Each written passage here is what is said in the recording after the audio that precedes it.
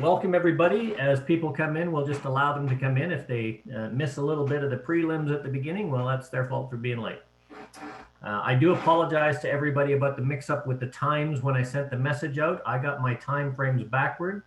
For those of you that asked me to send you the time converter link that you put into your favorites, as I found out this morning, when you open that link and type in the time of where you want to be, make sure you change the date as well, because the date will be fixed at whatever date you put it on your computer. I was changing the time, but it was set for October 31st. Not everybody had changed their times yet. Anyway, today's session is all about taking something that is there, that is good, that's usable, making it better by changing a few things around. And we've got one of the masters of this profession, Betsy Gotta, has joined us today. Betsy's been calling since 1961, I believe. Technically 62. 62, okay. And more importantly, she's been teaching callers how to call since 1973, or 47 years thereabouts. She calls basic through C3, balances, I think, 5 clubs now between her national and her international engagements. Betsy's an accredited caller coach, and I can't even begin to list her accomplishments and awards. Suffice it to say, I'm not the only person that recognizes skill and talent and knowledge housed in one person under a mop of red hair. So, ladies and gentlemen, please welcome Betsy Gotta. Yeah, thank you, Mel. You wouldn't want to list all of what I've done. It would take up the entire session, and we don't want to waste the time. So today's subject is singing calls. And I'll tell you a story of way back. Friend of mine who was learning to call, way back when we used records, what did we do to learn the singing call? We listened to the guy on the other side. We read the cue sheet and we memorized it. So my friend, who was a young man, a teenager from outside of Philadelphia, Pennsylvania, which is the East Coast and towards the north.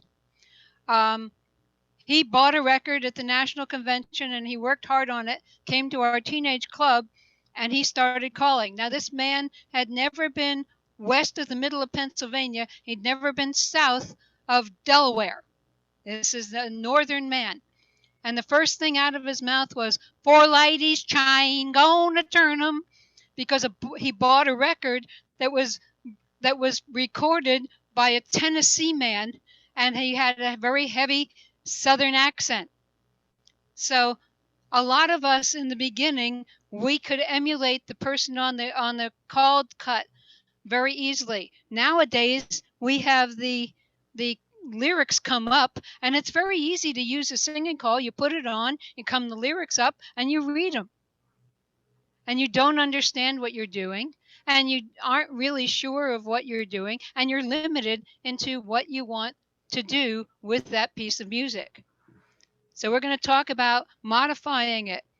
The other problem is, if for some reason the figure that came with that particular piece of music isn't working for the group you're calling for, how do you change it as it's happening? And that's part of understanding what's going on. Okay, we're supposed share. There we go. So modifying singing calls. Oh no, they aren't keeping up.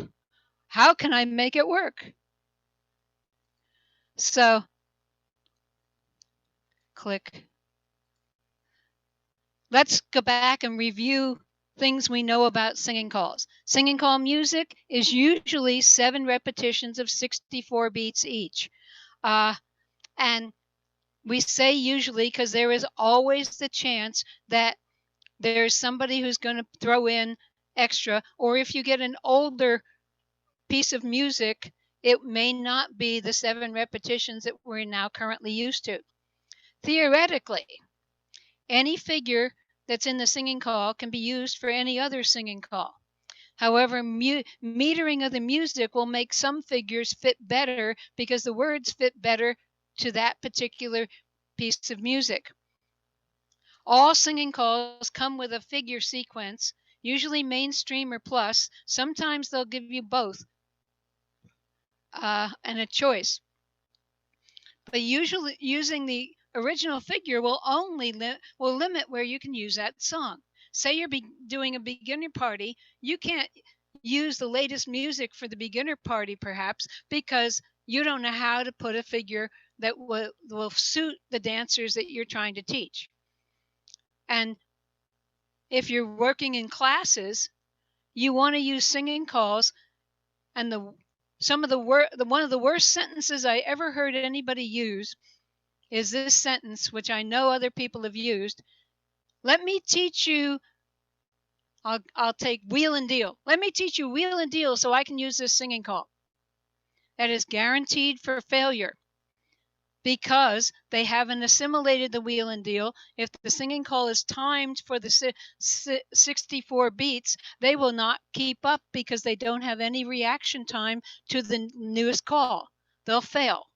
Singing calls are important to the new dancers, so it's good if the caller can change or modify the original pattern. Don't teach them a call because it's on that particular singing call figure. Practice your singing calls with different figures. Callers should make a habit of checking the original figure for difficult parts and to see if it actually works. All those people who record are human, and sometimes they'll have written a figure and it works and they tested it and then they didn't type a line when they wrote up the cue sheet. And there it is, it doesn't work.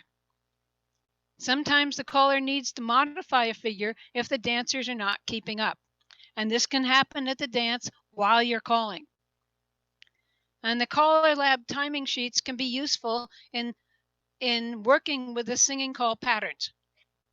For those of you who may or may not know, Caller Lab spent a lot of time in a room with a caller delivering a call and a square of dancers and the timing committee standing around counting how many steps they took as the dancers did the call that the caller just delivered. The caller would deliver the call so we could start on the downbeat, and then all the committee people would count how many steps we took, and then they would coordinate it. I know that because I danced in part of that for some of that.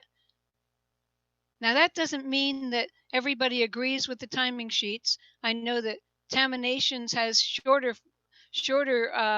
figures or shorter timing for some of the figures. And when I tested out singing call figures that I had used, they came out shorter than 64 beats. However, when I've used them for dancing, they worked fine. So it's a flexible thing, but it still can be useful. So let's talk about the timing of mainstream figures. We got heads promenade outside halfway, that's 8 beats. Come into the middle and square through 4, 10 beats. Right and left through is 6 beats. Veer left is 2. Circulate is 4, that's a couple circulate. Half tag is 4. Scoot back and scoot back. Corner swing, which a corner swing can be flexible. If I'm calling up in northern New York State or in New England area, I have to allow more beats per swing because they like to swing and they won't stop just because I call promenade and start to sing. But the total here is 64 beats. Total for here is 66 beats. Taminations has shorter times for certain calls, and the total for them would be 64 with a 5-beat swing. What happens if dancers are a little slow? Maybe they're newer, or maybe they're rusty because I haven't done 8 people dancing in 9 months, which will be happening. This figure has 12 beats of filler in the 2 scoot backs. Once you get to the half tagged line, the important choreography is over. The scoot back simply trades the dancers once and then trades the dancers again. It uses up 12 beats. So if they're not keeping up, you drop the scoot backs, either one or both. If they've fallen behind and you need to catch up, drop both scoot backs. Then later on, you can put one of them back in. And it's a matter of seeing how the dancers are responding. And I got these particular figures off of a cue sheet from a couple of singing calls. I just picked ones that I happen to have in a folder. So the next one is head square through 4. That takes 10 beats. It doesn't take 10 beats all the time. It takes 10 beats from a static square because you have to move into the center of the square to do the call. Do-si-do, they say 6. Swing through, 6. Boys run is 4. I'm not adding them up as we go. Ferris wheel is 6. Now, centers right and left through, 6. Center square through 3, 6. And corner swing for 4. And a 16-beat promenade because they're right at home. And that totals to 64. But you can substitute for the center part of this figure. Once you've done the Ferris wheel, all you need to call to get the dancers to their corners is centers pass through. The right and left through and the square through 3 would equate to a pass through. So if you do the right and left through and the square through 3, instead of that you can substitute centers pass through for the right and left through and square through 3, and that'll save 10 beats because the pass through takes 2 beats and the right and left through and the square through 3 would take 6 each, which is 12. 12 minus 2 is of course 10. And if you know equivalents, you can find a way to shorten the singing call figure, maybe in the beginning. There are a lot of singing calls that start, the first example I used in mainstream was heads promenade half, come down the middle and square through 4. Where does that take us to? It takes us to a right-hand lady box. It's the same as if you called head star through and the centers pass through. So instead of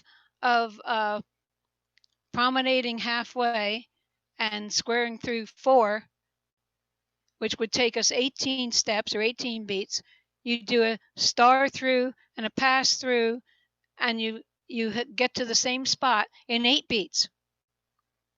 That's a savings of 10 beats, and then you can do the rest of the figure. And if you need to add a scoot back in, then you can. And what you would use for these equivalents might depend on what the third call is, or the call once you've gotten to the box of 4. What does she mean by that? Okay, say I call down the middle and or heads promenade half and come into the middle and square through 4, and my next call is a right and left through. Then I would want them in facing couples. But say the next call is a swing through, then instead of the saving of star through and the centers pass through, I can have the heads pass the ocean and extend, and then the dancers will already be in the ocean wave. And so the swing through would be all set up. And that would take a total of 8 beats.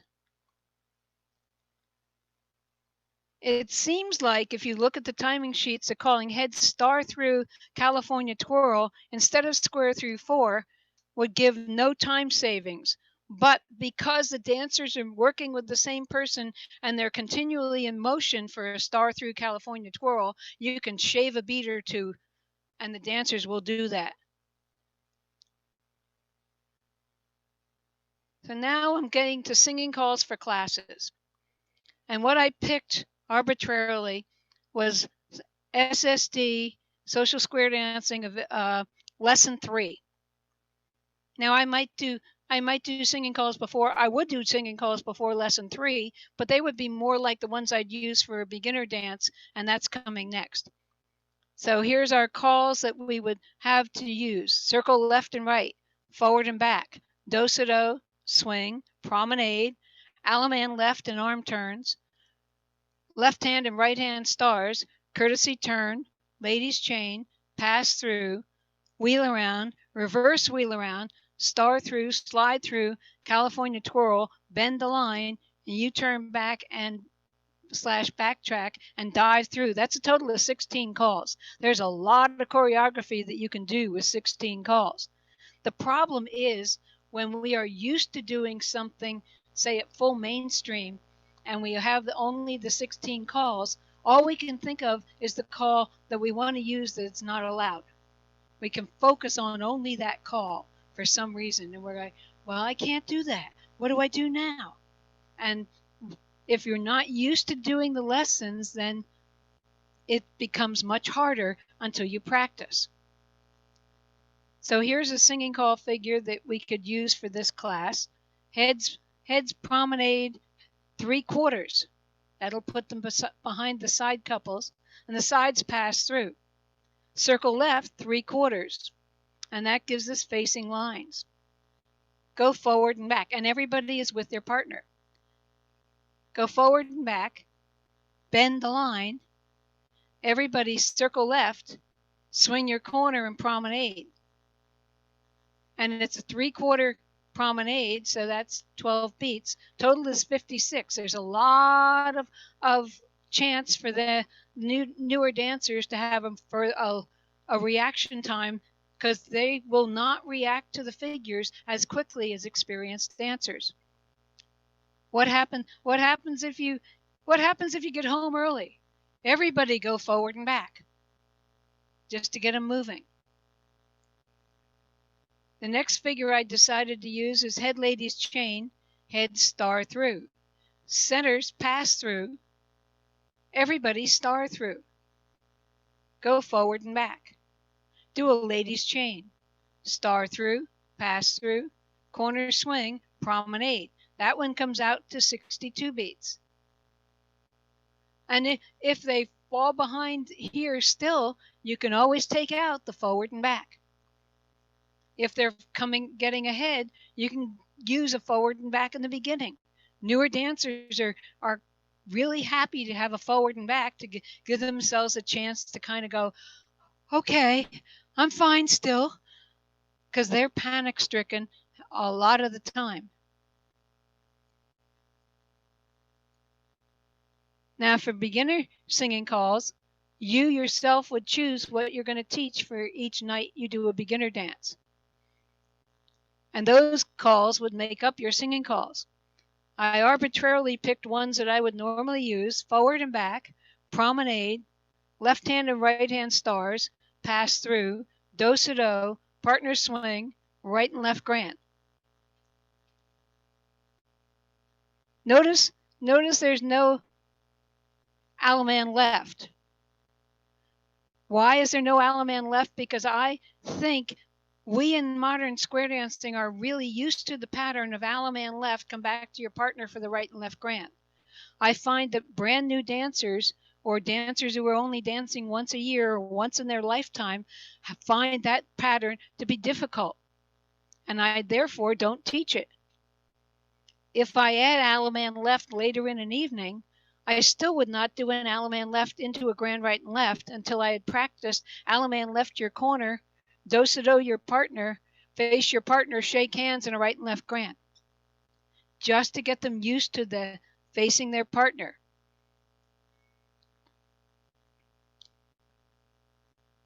And these particular ones, I chose not to use a partner change.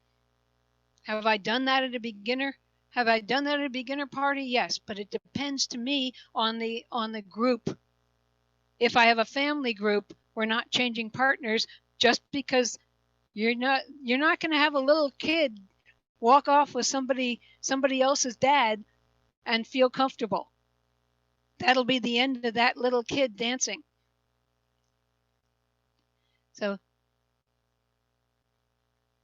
So here we go. Figure 1. Heads go forward and back. And they'll have a great time coming in, clapping hands, and all kinds of exciting things. Heads pass through and promenade half around the outside, back home. Now, I've tried to get, when I'm doing beginner dances, the sides to go into the middle as a heads promenade half, but they're not going to remember that. But if I activate them, I bring them into the middle, and while the heads are promenading outside, the sides can go in and pass through. And the sides promenade half around the outside. Face your corner, do-si-do. Face your partner, right and left grand. Promenade home. That's a total of 56 beats. It's less than 64. But I know that dancers who are brand new, who have only danced this one night, they're going to use all those 64 beats. And if we get home, they'll go forward and back and kick up their heels just because they're having fun. If we try and make them dance to the beat as experienced dancers would, they may fail. And what is our goal when we're doing a beginner party? To make them have fun. So the other figure is the heads forward and back. Heads go into the center and do-si-do with your opposite person. And I will have used this in a pattern. And heads turn and face your corner. Everybody make a left-hand star. Heads come into the middle and make a right-hand star back to home. Everybody swing your partner. Yeah, the head ladies have to turn around, but that will be acceptable. And everybody promenade all the way around. And that figure will be a big deal for brand new dancers, but they will succeed. To me, in my head, what I'm calling is head square through 4, make a right-hand star with the outsides and a left-hand star in the middle. But we don't use a square through 4. We just have them go into the middle, do-si-do, turn your back on your partner, face your corner, and then left-hand star or right-hand star, and go back home. Okay. Now that is all of the slides in the presentation. So stop share. And I will cheerfully entertain questions. Okay, well, Betsy, let me go through just some of the ones that were asked here first, because a few others may haven't. You used the example of teach, wheel, and deal to the singing calls, and I think you pretty much answered this. The question was the SSD singing call figures are fixed. Suggested figures are not fixed. There's what I've wrote is the suggested figures are not fixed because there's no music on the SSD program. It's to mix and match and make your own. There's suggested figures that you can put with any singing calls. They're not fixed singing calls. Would you agree with that? Yeah, I would agree with that. Now, the example of teaching a call means that caller, at least to me, it means that caller has to use the figure that came with the singing call, and they are not comfortable changing it. So in order to use that particular piece of music, they have to teach a figure. Yeah, and that's one of the reasons why the SSD program does not have any recommended music with it. It's for you to find your own music with those figures as well. But those figures fit the idea that each singing call is a routine 64 beats, which will be, so the figures would be interchangeable. Okay, the next one was timing on terminations doesn't work. And then you answered this, I think, pretty much right after the question was asked. In some cases it's shorter, in some cases it's longer.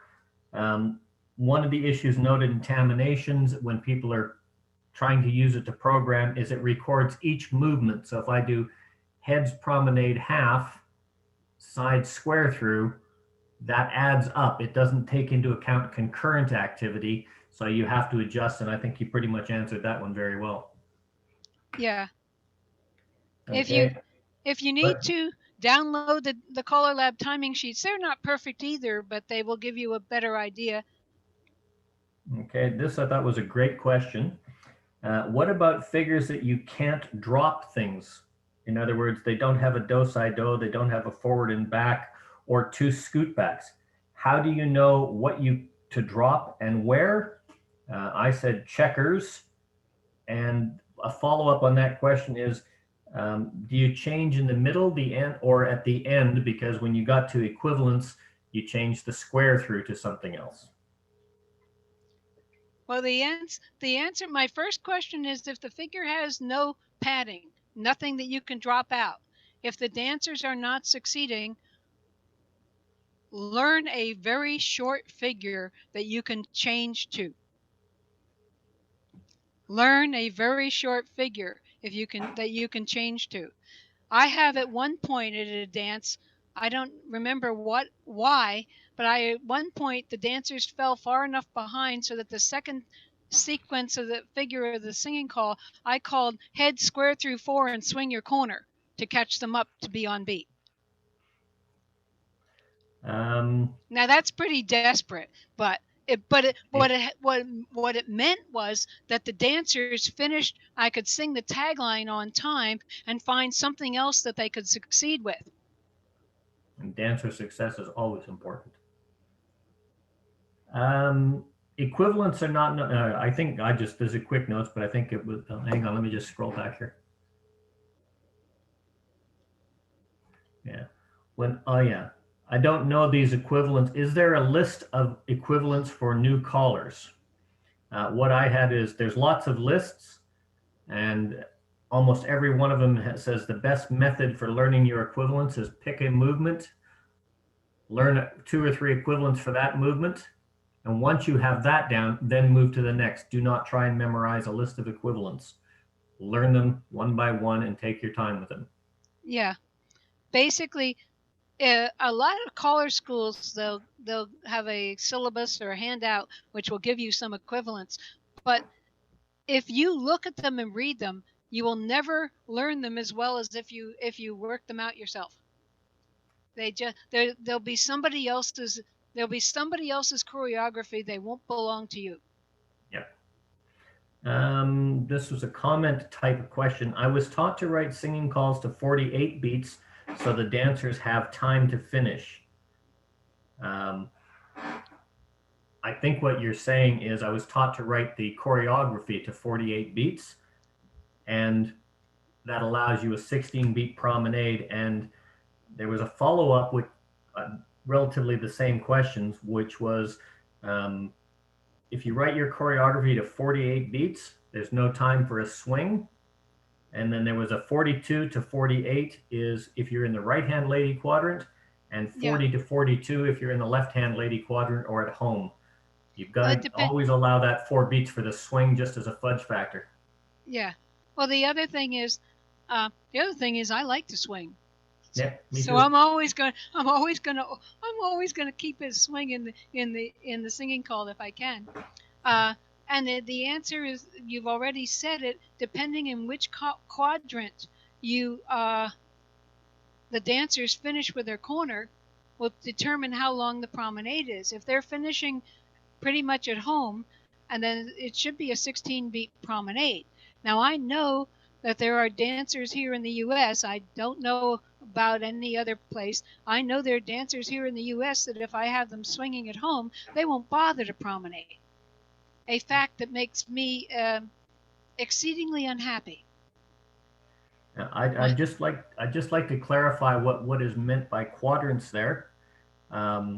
If I do heads square through, everybody's standing at home, but if I say from there, swing the corner, they're swinging in the left-hand quadrant because it's going to take them 3 steps after that swing to get into the home position for that number 1 man.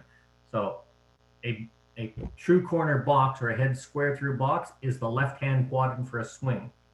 If I do a pass through, swing your partner at home, that's the home quadrant. If I end with a right-hand lady box, anywhere on that side, that's the right-hand lady quadrant. There's only a couple. That's why one of the singing call figures had a 12-beat promenade, because they were finishing in the second couple's position. My number 1 man would have finished in the second couple's position for the promenade, so it would have been a 3/4 promenade. Okay, and the last question was on your last bit. Would you say right-hand star and back away when you get back home, the same way you do when you do heads circle left halfway or heads circle left full around and back away? Yes. Well, if they made the left-hand star on the outside, right-hand star in the middle, everybody go back home. Yep. Face your partner, swing your partner. That's the end of the questions. So The floor is open if you want to question Betsy before she goes on. Comments, queries, points?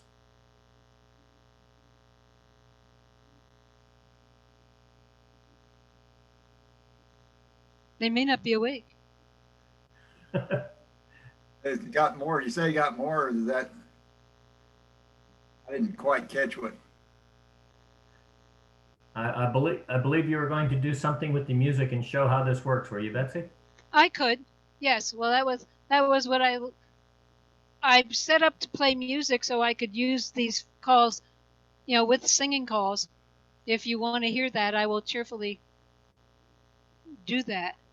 One of the things that I did when I was newer, and another thing for the newer callers, remember that as you call, you will learn these on your own, but you'll find out that some singing calls are shorter, or maybe a shorter version of what you had on another singing call.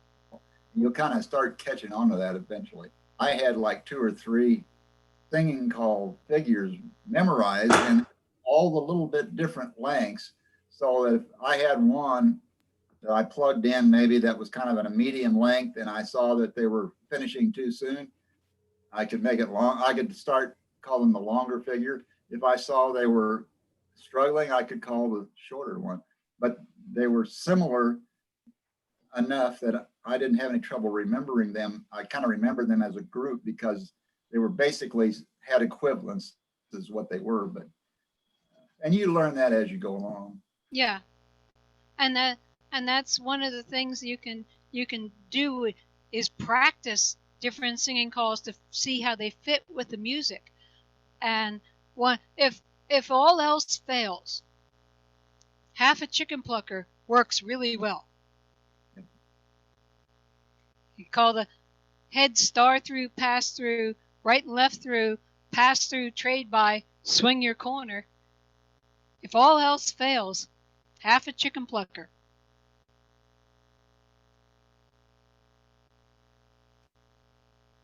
I'll have something. It's off topic, but it has to do with the equivalents and what have you. This morning at Don's session, I mentioned 3 tools that you can use. And if I don't get called away again or another time, I do have some graphics that I can share and explain how to use those to create either zeros or equivalents or resolve from corner box or to corner box. They're very simple tools, and they're tools that everybody has in their tool case now. But I would rather hear Betsy sing. Thank you, Daryl. I just had another thought about something I did not put on the PowerPoint, and that is, although there are some singing calls that have special effects for like the opener, the middle break, and the closer, a lot of times they're pretty much the same music. So what happens? So if you mess up and you call the opener and 3 figures and you go, oops, what do I do now? Call the middle break, then do the other figure, and then the closer. Most of the time the dancers won't notice. The more sophisticated or experienced dancers will give you some funny looks, but if it comes out at the end, they'll be perfectly happy. And then you look like you knew what you were doing, even though you actually messed up. There are days, although now on my music computer it will count down, so it tells me where I am. But early on, when I was using records, I could look at where the needle was on the record and figure out where I was on the piece of music, which could be useful. Okay. So I picked a couple of different singing calls. All right, wrong mouse.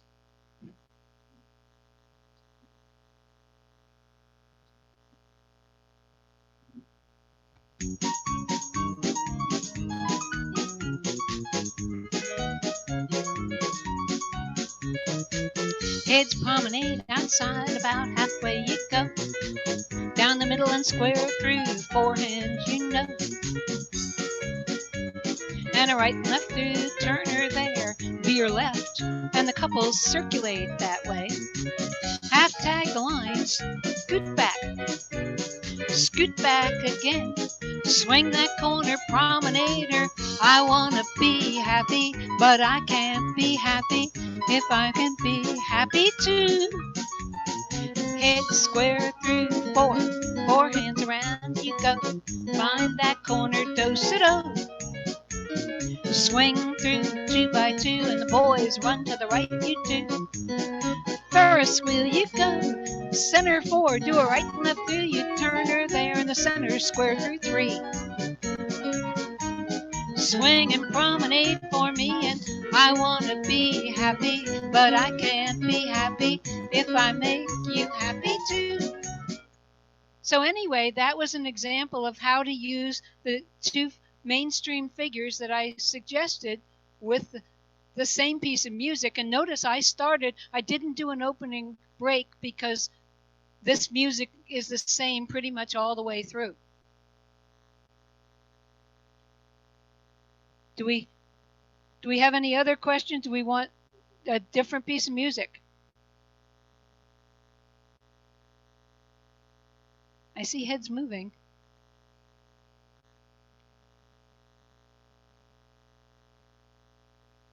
Mine's not moving. There we go. Let's take a singing call figure as an example.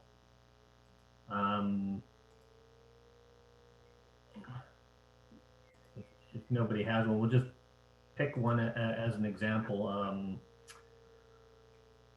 Oh God. I'll give you an example. Trying to do, Mel? Sorry? So what are you trying to do? Oh, sorry. What I was just, if somebody wanted to throw out a singing call figure that they might be having trouble with,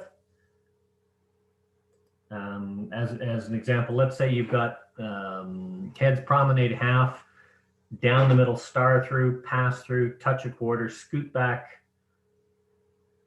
centers trade, swing through, boys run, slide through, swing your corner. So if I had that as a figure, I'll just post that in the chat maybe. How about if Betsy sang a song with a figure and then modified the figure, like did the full figure on the first go and then modified the figure on the way through so we could see what the different sounds like. She could drop off different parts and just, Yeah, well, that's exactly what I was talking about. So if Okay. give us if a I feel take- of what that if sounds I like. take a figure like that, that's a crowded figure. Well, and the figure you had, Mel, you had the boys together and the girls together when you said boys run. Did I? Yep. If you touch a quarter and scoot back and your centers trade. Swing through, boys run. No, you had the center. No, you touch a quarter, scoot back, centers Yeah. trade. And then you had the boys run. The boys were together and the I girls were missed the a swing other through in way. there. Yeah. There's a swing through. Oh, yeah. In the written, Oh, yeah. Okay. the I written didn't ones, see it's a that. swing through, so it's okay. Yeah, I see that now. Okay. That's a problem. I have the same problem when I'm calling sometimes, is my brain's going faster than my mouth is. Oh yeah. I think we've all done that. Okay, so You didn't hear me think bend line? Well, Yeah. one of the things I'm going to say is that scoot back is a very good filler or non-filler. You can either put it in or take it out, or put another one in or take it out, and you can eat up or use up time or gain time by either using it or not using it, and it doesn't do anything except keep you with whoever you need to be with. absolutely. So scoot back is your friend. Yep. I'm just gonna.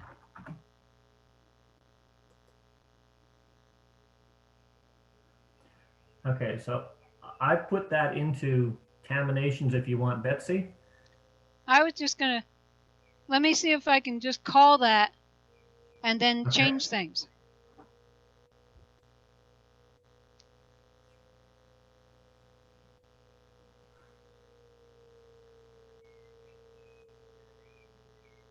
All right.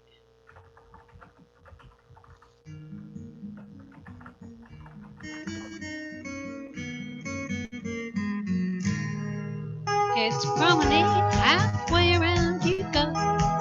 Come down the middle, star through, pass through. Touch one quarter there, scoot back. Center's trade, swing through you go. Boys run to the right, slide through. Swing the corner, promenade. California dreaming on such a winter's day. Head square through, four hands. Touch one quarter there, scoot back. Center's trade, swing through you do. Boys run to the right, everybody slide through. Swing the corner, girl, why don't you promenade? California dreaming on such a winter's day. Heads flutter, wheel across you go. Sweep one quarter more, the centers pass through. Touch one quarter there, scoot back. Centers trade, swing through you go, and then boys run forward, back, slide through. Swing the corner, lady, there and promenade. California dreaming on such a winter's day. Okay, so that was 3 different things that I changed in the beginning. And notice the forward and back didn't fit for the first 2. Yep. I listened to, I was listening to the music. I'm going, we can't go forward and back, period, end of sentence. We need to do the slide through or a star through and swing and promenade. There's no time for the forward and back. But that's my experience, and that's what people will learn to hear. I might suggest one little thing. If it comes up to the end and you have just that little bit of extra time there, pass through and the U-turn back. Takes very, very little time to do it and puts you the same corner to swing. Yes. If you ended up, so you did the slide through when they were ahead, that's what Daryl's saying, then you call pass through, U-turn back. It's the same exact corner. You've changed their position 180 degrees, which doesn't do a whole lot to the promenade. Yep. I had a little trouble keeping up with you on the typing there, Betsy. Oh. But no, that's fine. Did you get it? Yeah, I put all 3 in there. I noticed that on the dropping of the forward and back takes you to 60 beats, which is absolutely perfect on all of those, because your lines is the forward and back. That's your 4-beat motion because you're moving forward in that. Dropping that takes you on all of those on to 60 beats. A little bit shorter takes you down to 56 beats, and then the last one is pretty much timed out. So I can play that if you want to see what the differences in flows on that, but that's just taking that. Now, I also noticed on there that you were converting at the beginning. I was You kind of changed new the at head this, but promenade, I half was star through, pass through to a square through, and then the second one you changed to a flutter wheel, sweep a quarter more, and centers pass through. Yeah. So you were doing your equivalents at the beginning to build up that time. Sorry, I didn't mean to interrupt you there, Daryl. That's all right. I'm probably wrong anyway, but I was kind of singing along with you, Betsy, at least through the first 2. And I came up with needing to have that star through, pass through, U-turn back. The timing worked pretty good through the movements up to right at the end of it there. Okay. Well, that's a good suggestion, because that's a way to change it in the end. This was your first figure as it was written. I got to get the chat out here because I'm missing the dancers. There we go.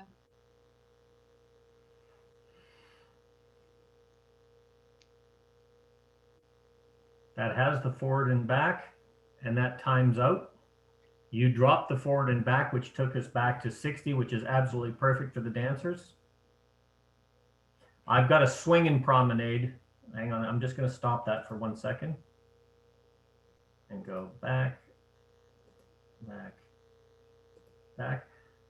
You call a swing and promenade there. Notice they're in the right-hand quadrant for that swing and promenade, which if they do a full swing and a promenade is only 12 beats for the promenade. So that gives you lots and lots of time in each case. That might be why Daryl wanted the pass through and a U-turn back to swing. Yeah, I think that's right.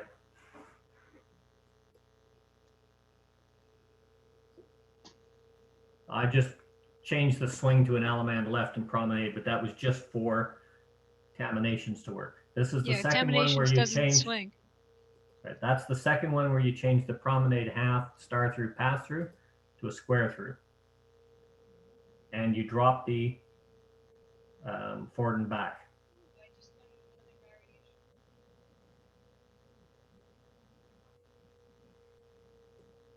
And exactly the same thing, swing and promenade. You've got lots of time, and on that one, you've got an extra 4.5 beats. If you do a swing and promenade home, even if they do it slow and use a 16 beat promenade, you've got an extra 4 beats to play with. And on the last one, flutter wheel and sweep a quarter more is a tight movement in the center. That saves you the time on the square through. I think it's 2 beats there is being saved. And dropping the forward and back saves you another 4 beats in music.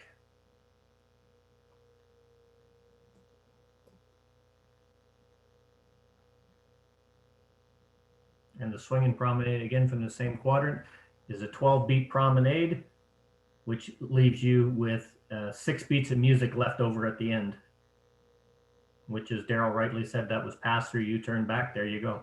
Yep. It's something you can add filler in anywhere along that line. If you wanted after the square through, you could add a do-si-do, but I agree with Daryl completely on this one. If you do have music at the end and they're dancing well, pass through, U-turn back, and swing is a much better place to add your filler because chances are they're not going to get lost. And if you still need more time, pass through element left and swing. Yeah, pass through Allemande left, come back and swing. Yep. Which feels very different to a lot of the dancers. By the way, by observation of what I observed, the swing where the boys are facing clockwise and the girls facing counterclockwise is usually a star through to a promenade. But if you have the box the net effect first, the swing takes longer. Dancers use more time to swing. Uh-huh. Yeah. Because the girls just can't star through. They have to go around once. Right. I always go by a generalized rule. Always allow at least 4 to 6 beats for a swing. If they want to swing or not, it's up to them. But always allow a minimum of 4 beats for a swing, regardless of what the position is. No, Mel, I had another thought about what you could do in the beginning to make it different. Do we want to run through see if I can get my brain going right? Okay. And do you want me to reset the whole thing? Yeah. Okay. Heads promenade half. Come down the middle and past the ocean. Extend. Hinge. Scoot back. Centers trade. swing through, boys run, go forward and back, slide through, pass through, U-turn back,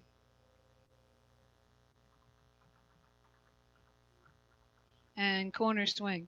Yep. Oops. I just clicked on the wrong thing. There we go. Now you're all back. But I thought instead of doing the touch a quarter, it sounds so different to the dancers if you have them in the wave and call hinge instead of facing dancers and calling touch a quarter. But choreographically, it accomplishes the same thing for you. It's just like the scoot back and center straight. It's nothing but a swing through with a detour. Yep. The scenic route. Yep. Yeah. But I wouldn't call a scoot back after that hinge or the touch, or sorry, I wouldn't call a swing through after the hinge or the touch a quarter. No. Yeah. Okay. Now, and as you know, that one comes out to 40, what was it? 42 beats, I think it was. Hang on.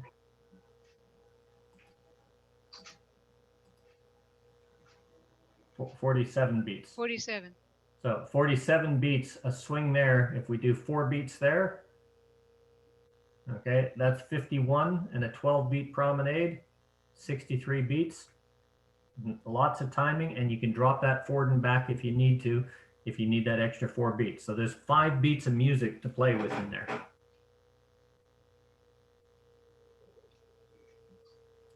Anybody else have a singing call or want to have a look at something or have any questions? The floor is open.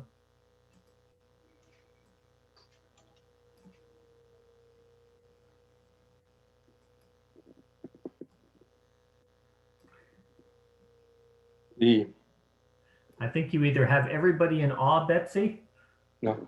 or in shock. I'm not sure which. What I can refer to is go back to the September issue of Behind the Mic, where I've put in, let's say, a couple of equivalents for a head square through. Yeah. And for the newer callers, just check how much time they take. And you have lots of variety. And you still have those where you could substitute maybe a right left through and a pass through by a square through 3 additionally. So you have lots of variety with different time consummation. Mm-hmm. But also you cannot have all of them at once. You need to work through them one at a time. Yes. But the thing is, if you work through them one at a time and you add them in, to you, you're calling you're calling the same figure. Yeah. To the dancers, it will feel different, but to you, you're calling the same figure. And that's what can make it useful. That's what makes it useful. And you can use the same figure until you learn something else or whatever. You can use that figure with variations to make it different for the dancers.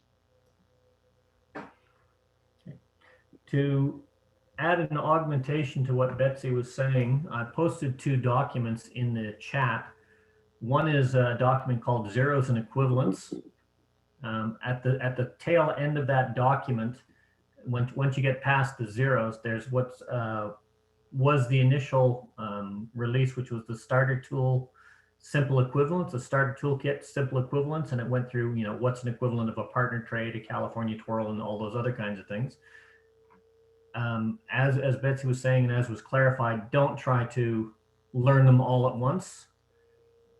Pick a couple to choose from. And also on there is a worksheet from Tim Mariner on equivalence. Just pick one, figure out what it is, and then what can I do instead? And then once you get through that, you can start working on your own, see what you can make a little bit longer, a little bit shorter, because sometimes it is actually worth making something a little bit longer and dropping something elsewhere, especially when you start teaching a movement and you want, as Betsy noted in there, past the ocean, you may have taught that, but you want something that I want to expand that center with a new movement. So you don't want to use past the ocean. You can use an equivalent and make it longer. Well, I got something to say, Mel. I think my biggest problem with music, singing calls is I'm not musically inclined at all. I couldn't carry a tune in a bucket if it had a hole in it. I don't know. But I just don't seem to get the feel for the beat. So I don't know if I'm going to substitute stuff from the original call. I don't know. I haven't quite figured out at what point in music, how many beats, and I don't have a feel for the beats to know that this is where you stick this in and this is where you can stick this in or change it. I guess it's just something I'm going to have to, it's the hard spot. I'm just going to have to listen to a bunch of music and try to get a feel for it. That's my problem right there. I don't have a feel for the music for a singing call. I think some of it may need to do, you may need to count, and you may need to count it and count it and count it, and then deliver, most of the time you're supposed to deliver the call in 2 beats. So if you have the timing, then what you do would you say head square through 4, 1, 2, 3, 4, 5, 6, 7, then, or 8. And so at that point, you have 2 beats before the next call should be delivered, or when the next call should be delivered. In other words, if head square through 4 takes 10 beats, which it said, I believe, on the timing sheet, Yeah. then on beat 8, you need to be delivering the next call. So head square through 4 and deliver that before the downbeat of the music. Do you know what I mean by the downbeat of the music? The heavy first beat. Yeah, I'm catching on. I'll someday it'll all happen for me, but at the time it's not. But these are tools you can use. There's an introduction in a singing call, and those introductions are not uniform. So the first thing you need to do to try and make the singing call yours would be to count the introduction. See how many beats before you hear that first downbeat. If you can hear that, that's good. If not, then you have to work on that. But so deliver the first call prior to the downbeat. So say there's 10 beats of the introduction to the singing call, count to 8. Say heads, and actually heads star through and centers pass through.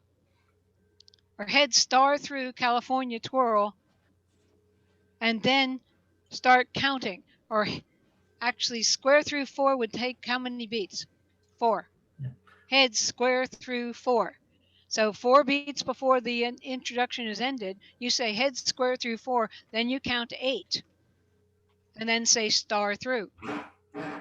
Star through only takes 2 beats, so the next call needs to be delivered immediately. Yeah.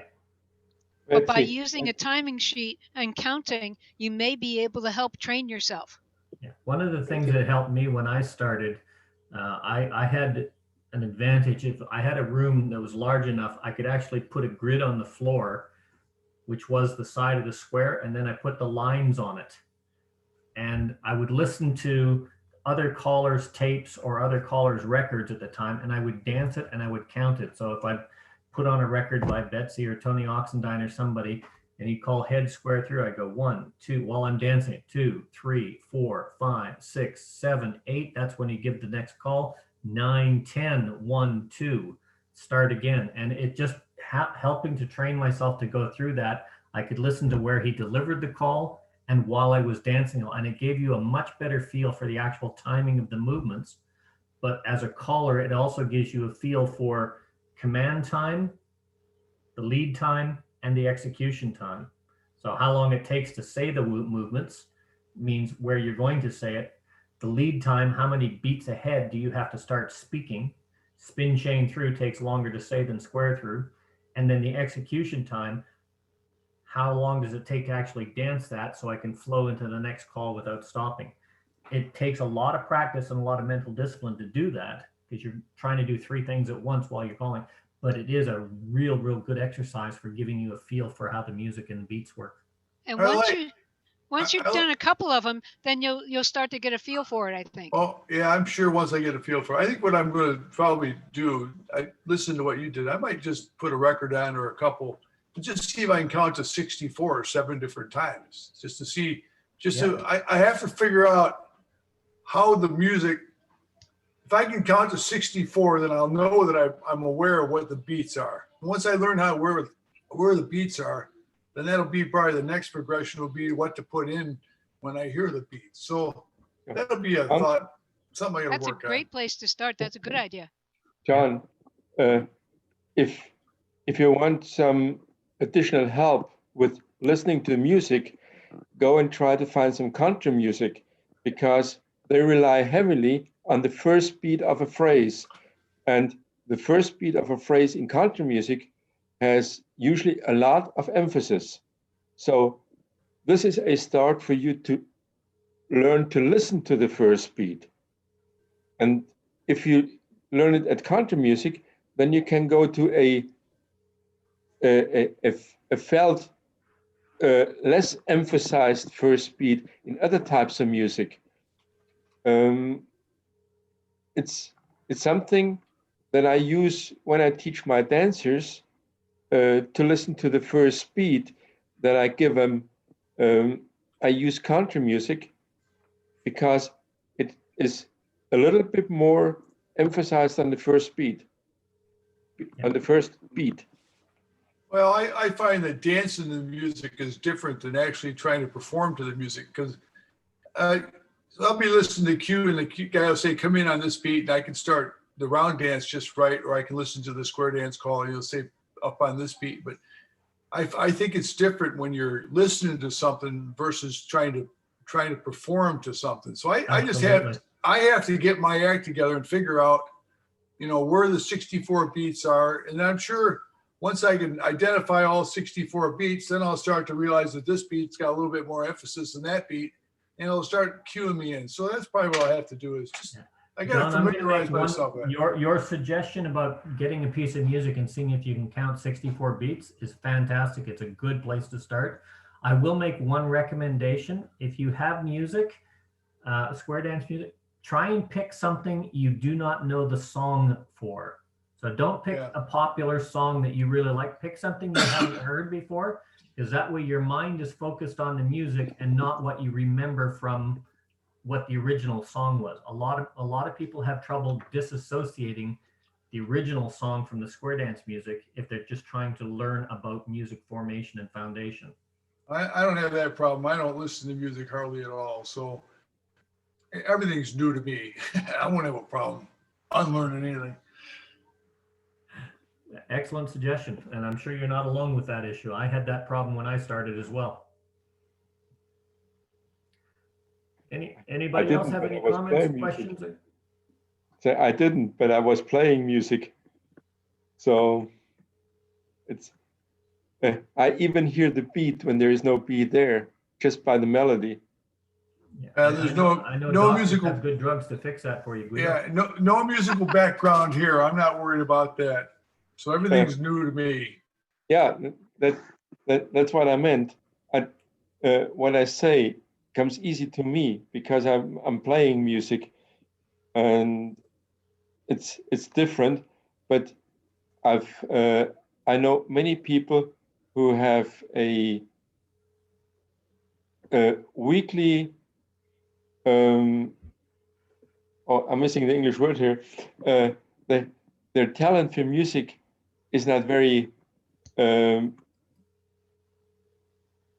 prominent, and so I've tried to find ways to convey the meaning of what it is. This is why I said listen to strongly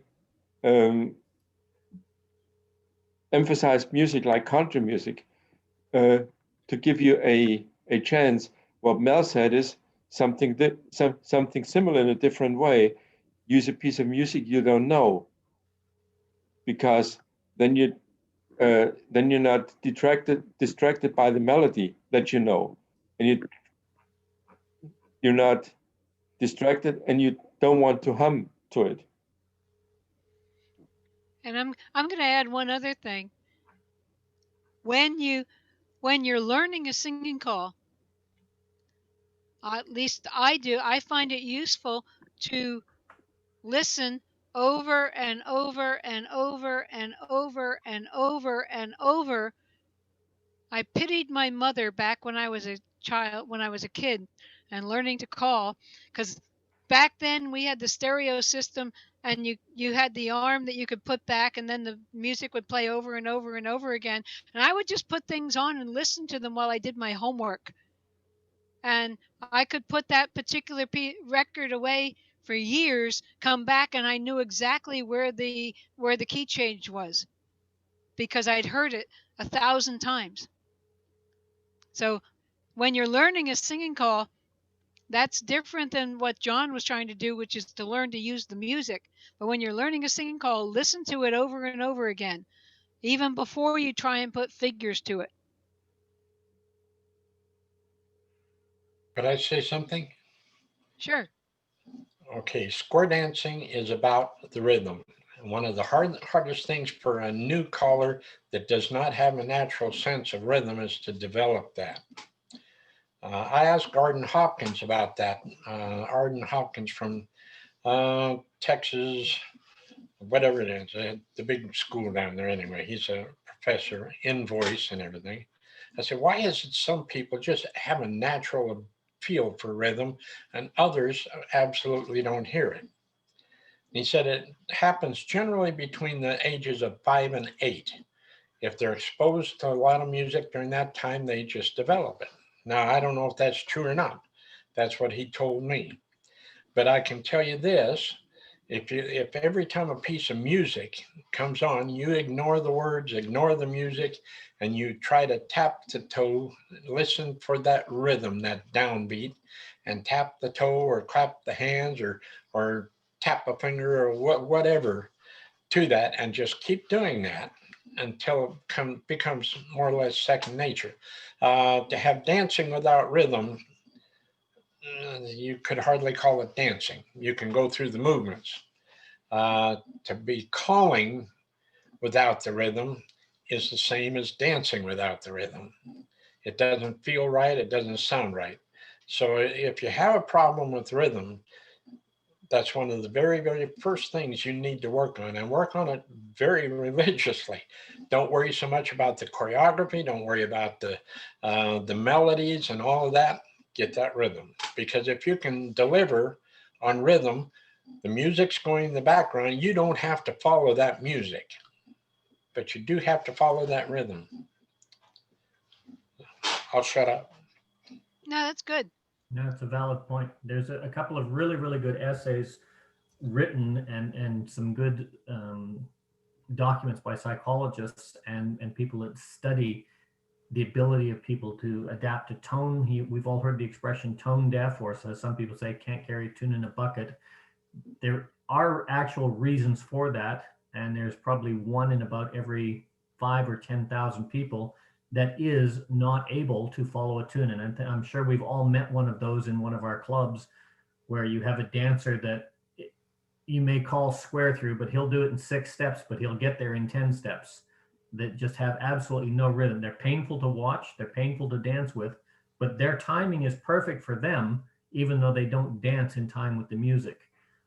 There are people like that. You have to adapt the best, but what you're suggesting there, Daryl, is absolutely correct. Yes, we've had some very, very famous callers that were not really very good singers, but I'll tell you what, they delivered in time, in rhythm, and the dancers just kind of flowed through it because they also delivered good material. But come to singing, maybe not so good. I don't know, you might remember a name, what was it? Lee Kopman? Yep. You know, you don't get any better than that or any more intelligent than that. Singer, he wasn't real great. He was tolerable, but mostly he knew his rhythm, he knew his material, and he delivered within the rhythm. Yeah. Well, I think, Betsy, you've met Mike Turner before he passed on a few occasions from Ottawa. He was a caller who by his own admission and by everybody that ever danced him, could not carry a tune in a bucket if he wrote it on paper and nailed the bucket shut. But he was a phenomenal caller. He was a great entertainer, and he always had full halls. He called a youth group with over 200 dancers dedicated to coming to dance to him every Saturday. And he was turning people away because he just couldn't fit anymore in the halls. He had to start new clubs and go. And he could not sing, but he could entertain and he could keep rhythm, even though he could not sing worth a damn. Yeah, actually, I've seen newer callers who started as singers, and they had a great deal of trouble fitting with the singing call music because they were singing gloriously, and they would hold the note where they didn't need to hold the note in the rhythm. They needed to be delivering the next call, and they had to untrain themselves from singing so they could be good callers. It's the exact backwards of what you would think. I never considered myself a really good singer, but I always thought I was better than average as a caller.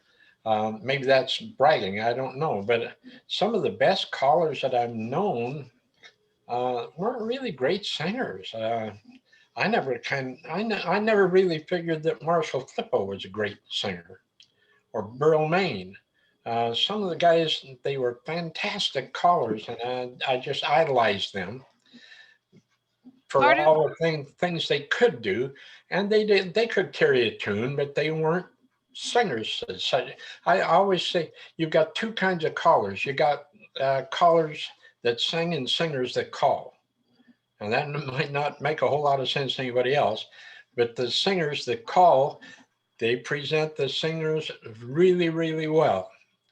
And the call, they can do the choreography. All right, the choreographers can be really, really good at that, but the singing maybe not so great at. So you got callers that sing and you got singers that call.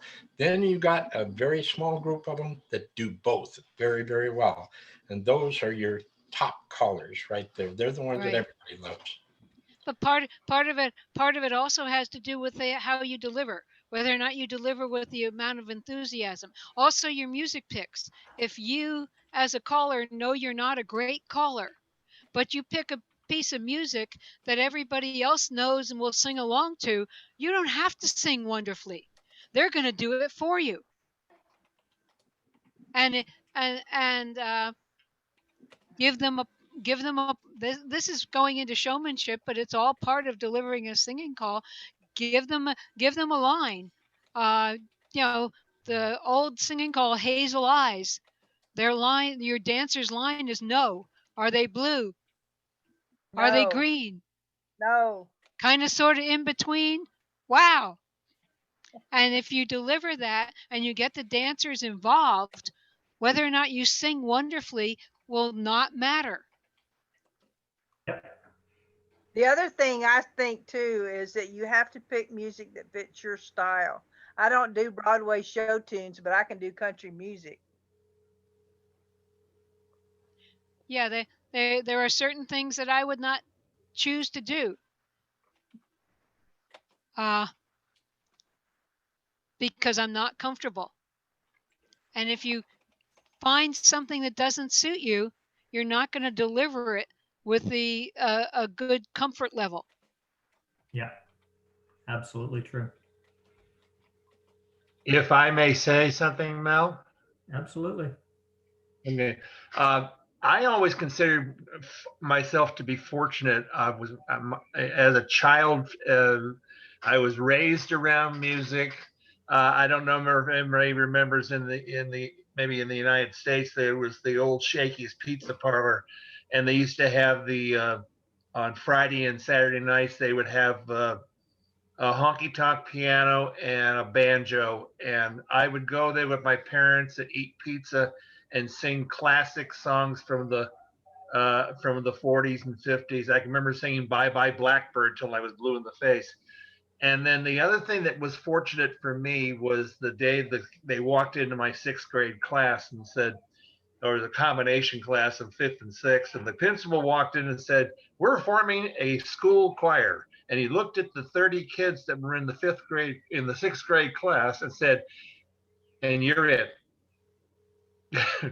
So I kind of got drafted into a choir, but I went through choir from then on till my junior year of high school. So music was a big part of what, I never learned to read music, but I had the ear. And now, then decades later, when I got into calling, calling fascinated me from the first day I was taking new dancer classes because uh, uh, because of the music. And I asked the caller, and he said, "Give yourself 3 years of calling or 3 years of dancing because you're going to be a teacher also." And I took a class from a local caller. Uh, Betsy might remember his name from Sacramento. His name was Roger Morris. And Roger was an icon in Sacramento. And I learned him. And one thing he taught us when it came to doing classes, he said, don't go out and get hired by a club right after you take these lessons. He said, you get a group of people together, friends of yours that do not know how to square dance because they don't know you don't know what you're doing. And that's where it progressed from there. But I feel blessed that I had an ear for music. Over the years, I taught myself to harmonize both 3-part and 2-part harmony. It was just one of those things I was blessed with, and I'm no longer in the business anymore because of an injury, but I still keep involved with it there. But I totally agree with what Daryl said about there are callers out there who can do great patter but can't sing worth a, and then the other way around. Lousy patter. I always say you do a patter tip and it just turns out to be a cluster. A good singing call kind of blends everything in. That's all. One of the issues that you mentioned there, and it's when I had a long chat with Tony Oxendine at one of the caller schools. For new callers, if you've ever been involved in a choir or if you haven't been involved in a choir, it's even go there for a year, put yourself through it, because what you will learn is how to do harmony.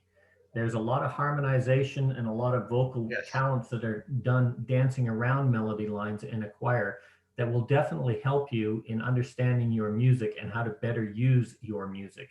You may never be a great choral singer, but you'll get an understanding for how the music itself works and how melody lines and rhythm lines work with a lead. So just there, totally if you agree. get that opportunity, take advantage of it. Absolutely, totally agree. I've always said that if you don't have any harmony at all, now I'm not talking about melody, harmony is what you use to deliver patter. Now you can go in and out of it, but that's the line that you're delivering patter to make it sound really, really good. Harmonic lines. And then the easiest one to follow, of course, is what? It's the bass line because it's making big, heavy changes. It helps you with the rhythm because usually the bass is hitting hard on that number one beat and boom, boom, boom, like that. Dum, dum, dum, dum, dum, dum. Dum dum dum dum dum dum dum dum dum dum dum dum dum dum dum dum. Bow to the partner, corner 2, circle to the left, and just follow that. And so it's going to teach you harmony over a long period of time. And you can hear that within any melody after you get used to it. It'll give you something you match your voice to. Yeah, absolutely. You had something to say, Betsy? Yeah, there's another technique when you're learning to chant, to do things like that. A lot of times callers who want to practice like either with patter or singing calls or whatever, want to practice kind of chanting, they get caught up in thinking of the choreography and they lose the rhythm because they're so busy thinking of the choreography. One way to practice that, and it feels really stupid, so do it in the privacy of your own home, is to recite stuff. Yep. I have worked with a caller who had trouble finding the beat, and we recited like Mary Had a Little Lamb for a long time. I was really sick of those sheep. But Mary had a little lamb whose fleece was white as snow, and everywhere that Mary went, the lamb was sure to go. And it practiced going up and down, and it gets you a chant. Whereas if you start to use choreography, you focus on whether or not you're doing something that will work. It's also a good place to start learning substitution using that same exercise, because when you get bored with it, you can always go, Mary had a little lamb, she fed it castor oil. Every time it jumped the fence, it fertilized the soil. Only you would come up with that. You got to laugh out of the wife on that one. Yeah, right. That's a good one. Hey, Betsy, thanks a lot. I've got to go, but I enjoyed it. Okay, Terry, good to see you. Okay, I'm getting a lot of little comments and thing. A lot of people are coming and going. We are past our hour, so I don't feel that you have to stick around, but by all means, please do. Betsy's made yourself available. I'd like to digress back for any of the new callers or the journeyman callers. If you'd like to look at some of the choreography, or if you have a singing call figure you want to look at or have Betsy comment on, I put one up in Nations if you wanted to look at. Or if somebody wants to try and do some of these substitutions, and Betsy can give you a little bit of positive critique on what you may or may want to improve on. So if anybody wants that, by all means.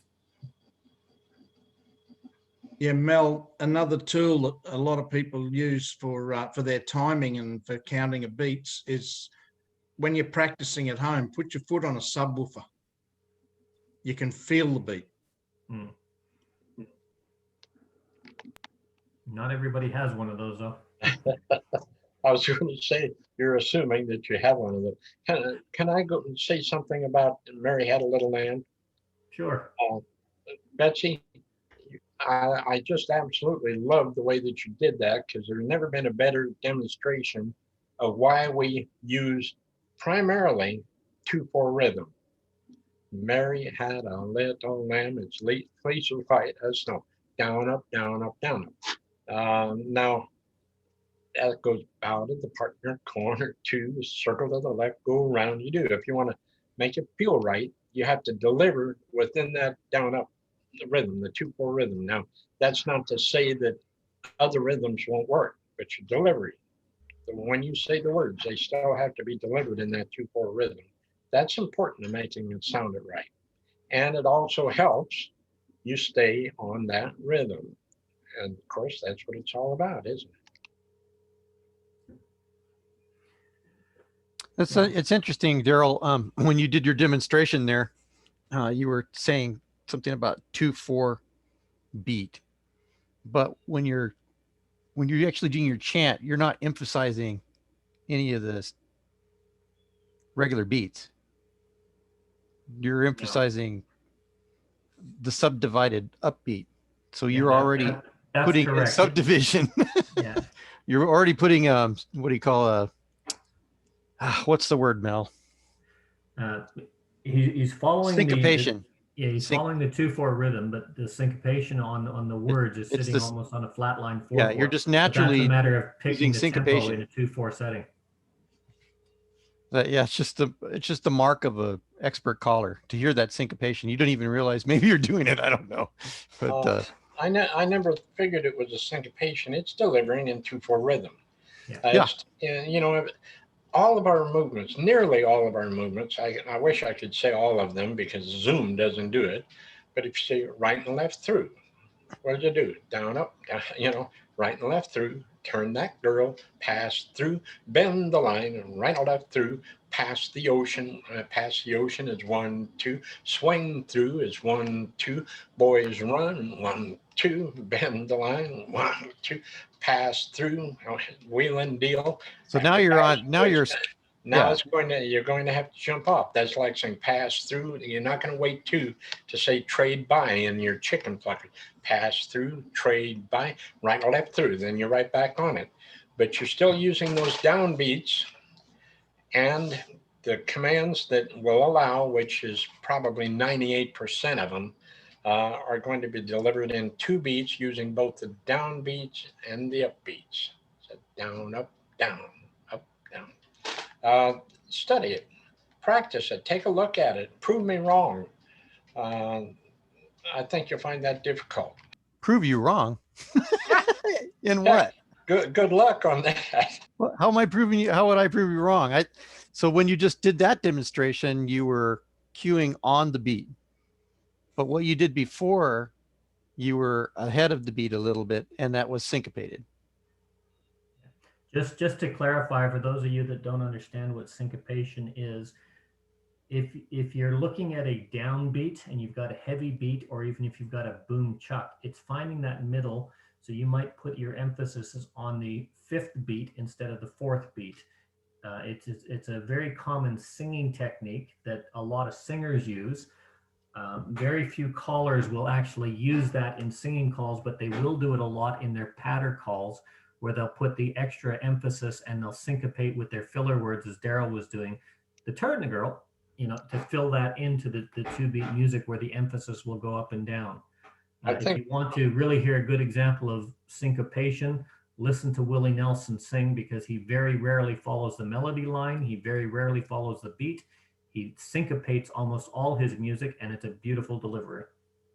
I think probably what's causing that effect, if that's what it is more than anything else, is delivering in 4-beat phrases. Yep. It's taking advantage of the down, up, but delivering in the 4-beat phrases. So you 1, 2, 3, 4, bow to the partner way down low, turn and bow to the corner, go 1, 2, 3, 4, right or left through the outside 2. It took 1, 2, 3, 4, pass through, wheel and deal 1, 2, 3, 4. So the 4-beat phrasing is probably what you're talking about there, or at least it adds that element to it. But yeah, and your emphasis on certain syllables adds to the feel of syncopation, depending on. So when you say right and left through, the right, when you say right, that's more emphasized on the downbeat. The rest of it comes behind, and it doesn't have the same sort of emphasis. The end is where it starts to syncopate. Yeah. Because you have to put the end in before you get to the left. And you want to emphasize the right and left. So it's right and left. Right and left through. In fact, callers don't even say right and left. They say right or left. Right. Some do, left. some don't. The good callers say right and left. Well, that's a matter of others say riddly thoo, which I. All right, let's digress back to the topic at hand. I'd like to hear from some of the newer callers if you had any questions. A lot of you were asking for this type of session from Betsy, and I'm very, very pleased that she's come and delivered this session on making subtle and small changes for success in your singing calls, cutting something out, putting something in, using an equivalent. There's all sorts of things that you can do to make it easier for dancer success. So please, if you have any questions, or if you want to look at something specific, if you want to have a look at a piece of choreography and see what you can change for critique, by all means. Betsy has before, and I imagine the offer is still open if you have any offers or questions or queries, to just drop her a line, and she's very good at responding. So, and you're still at Gotta Dance, is that correct? I'll put the email in the chat. Okay. So does anybody have any specific questions for Betsy, or anything specifically you want to look at? Roz, Hannah? Yeah, I've been asked to substitute for someone and do a tip and virtually, and it's supposed to be a Veterans Day theme. So the closest one I've got is May the Circle Be Unbroken, and somebody's helped me change the choreography to get rid of the swing, because it's not allowed to have a corners progression. But I am just working on the timing right now. Okay, are you doing 2 couple or 4 couple? 4 couple. Okay. So what have you got? What's the figure that you want to change? It's the one I've gotten help with it. So the original one was heads promenade halfway, walk right in with the right or left through, flutter wheel straight across, sweep a quarter more, pass through. Am I going too fast? Pass. Sweep, sweep Yeah. quarter, did you get that? Something doesn't look right.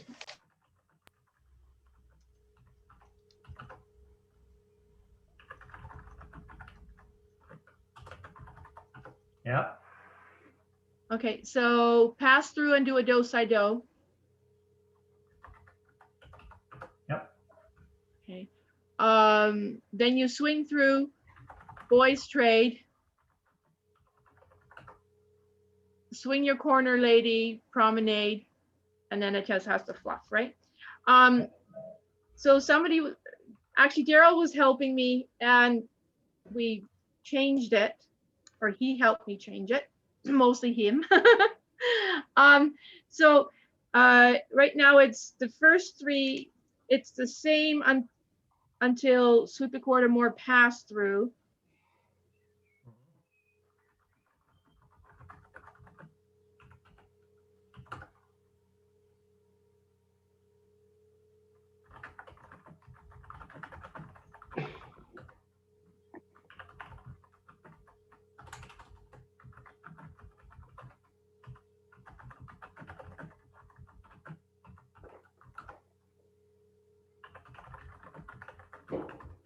Okay. Star through. Are you looking at changing things here, Yolanda? Well, I have to take the swing out, and because it's not allowed to be a corner progression, right? Because it's virtual.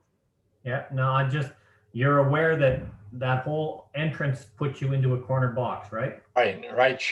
What she really wants to do with this is to promenade with her original partner. She does not want to have a corner swing. Is that right, Yolanda? Yeah, that's Okay. what So that's what the instructions I are. think what I suggested was a star through, square through 3, element left, come back and promenade. Now, Yep. if there's time, the element left, come back, swing and promenade, so be it. But that'll get her back to her original partner within the time frame. Yeah. Just a note, one thing you can do here, instead of having a swing, just step through and promenade partner.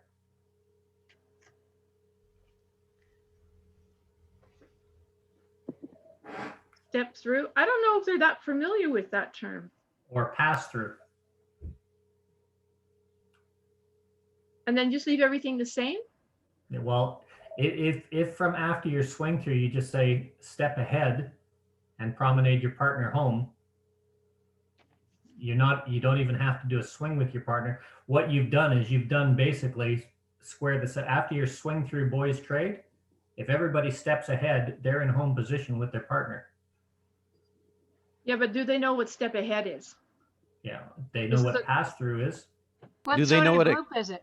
Do they know what extend is? It's a look. Yeah, it's a group that, as long as they know the calls, they're fine. But don't give them anything that they're not familiar with. So what I've done, instead of saying step ahead, they've already done a pass through. If you call boys trade, everybody pass through, they already know pass through. It's going to put them in exactly the same position. Well, the pass through is in an ocean wave in this case, right? Yep. So they have to be familiar with that, the ocean Yeah. wave rule or facing Yeah, compass. we're working with people. This group is, beginner mainstream more than, And they know the. If they've done a swing through, if they've done a centers pass through, and they've done a flutter wheel sweep a quarter and pass through, they're going to know a pass through from an ocean wave, because that's a very, very simple thing. And even if they don't, if you say pass through to the partner promenade, they have only one option, is to pass somebody, and the only person they're in front of is pass through to the partner. They have no option but to go forward, and there's your partner right there in front of you. Okay. It's a measure of success. That'll work, Yolanda. That'll work for you. Yeah. So let me just sort of sing it in my head.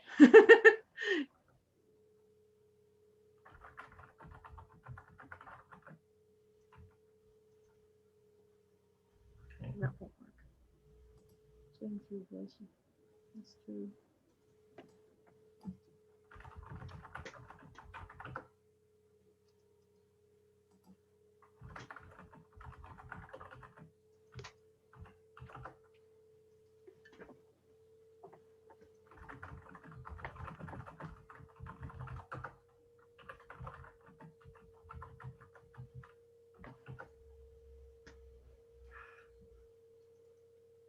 So basically you're saying squish a pass through in front of the swing your corner lady. Yeah, instead of where you say swing through boys trade, swing your corner, Yeah. swing through boys trade, pass through to the partner, promenade.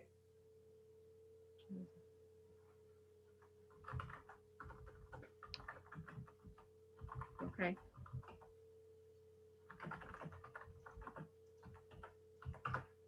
Now, Daryl, you had them here at the flutter wheel, sweep a quarter more, and you wanted to change something here? You're muted. You're muted, Daryl. I'm sorry. I have the wife here and I'm trying to kind of turn it off when she decides to try. Okay, whatever. We went to the corner box, so centers pass through.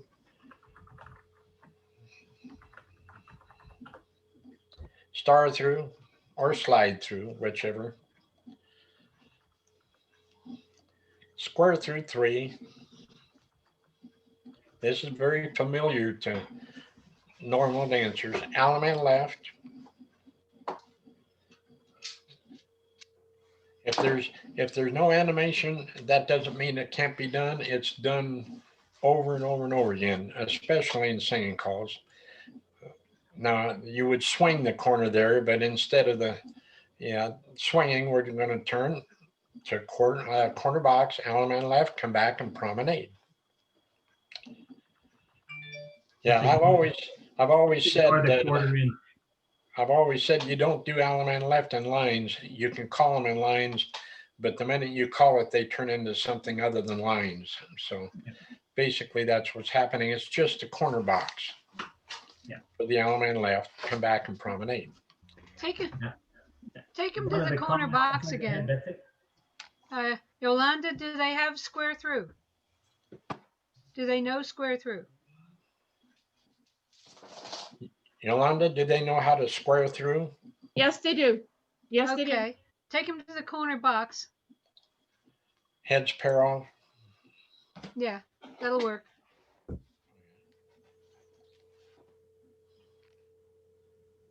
So that's where all that beginning stuff went. What about square through 3?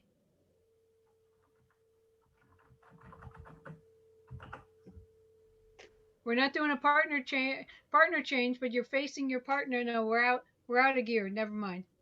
Okay. You're out of sequence. Yeah. Sorry, out of sequence. I got to push this button now. Okay, no, it's a very standard combination from a zero box. From a zero box to do a star through square through 3 or slide through square through 3. It leaves you in the lines facing out. It's so common, it's ridiculous. Yeah. For a swing the corner or an element left and patter if you like, and pretend it's in patter, but you're doing a thing called do the element left, come back, swing the partner and promenade. I was thinking of something that would bring them to their original partner from here. That is their original partner if they do the element left with the corner. I know, but I was trying to think of something different. Oh, okay. We're looking for variety, perhaps. Oh. Two of the comments that have come up. A corner box, slide through square through 3 takes you to an Alaman left and a promenade your partner from a home position, which is a full promenade. Eric has posted in his concerns on that for a virtual dance or for any dance are heads promenade half down the middle, right and left through, flutter wheel and sweep a quarter, centers pass through. The sides have done nothing but stand still. Yep. They have 12 beats of music and then a promenade, and then it's immediately followed by another promenade. So essentially you have one couple being active for 12 beats of 64 beats. And only when they become the active couples are they going to do, they finish with a full promenade and then they start the next figure with a half promenade. That's not generally a problem, but the problem of having that much material right at the beginning is an issue. It might not But- feel wonderful for everybody, Mel, but that's a bread and butter figure. Yeah, I understand that. And we've that's got a exactly bunch where of I was those. coming to, Daryl. Pardon? If you have a group that is new dancers, I have absolutely no problem with using figures that are drill figures like this, bread and butter figures, but you would do heads, the next one you would do sides, the next one you would do sides, the next one you would do heads, even if you're not changing relationships, you're promenading your partner, make sure you make that mix heads, sides, sides, heads, so that everybody feels they're dancing. Okay, and dancing equally. Yeah, I see what you're Actually, saying. if you're not changing partners, there's nothing wrong with doing head sides, because That's true too. because if you're changing partners, you want to do heads, sides, heads, so the ladies don't do this figure all the time, and the other two ladies don't do the figure all the time, and two ladies don't get to do it. But if you are not changing partners, you can do head sides without any problem. I was going back to when I was training. My mentor told me, even when you're not changing partners, don't do that because it'll build a habit that you'll forget. Ah, It's just in the back of my head. I didn't even know why I didn't Understood. think of that. It's back there somewhere that was drilled into me. It's just like a subconscious thought now. Betsy, yeah. I'm not so sure that the real newbies in the crowd will really understand what you just said Okay. about Yeah. Let me see if I can explain it. If you're doing a regular singing call with a partner change, not like Yolanda's working on, but if you're doing a regular singing call with a partner change, the head ladies will move to the side position. So if you call it for the heads, there they go.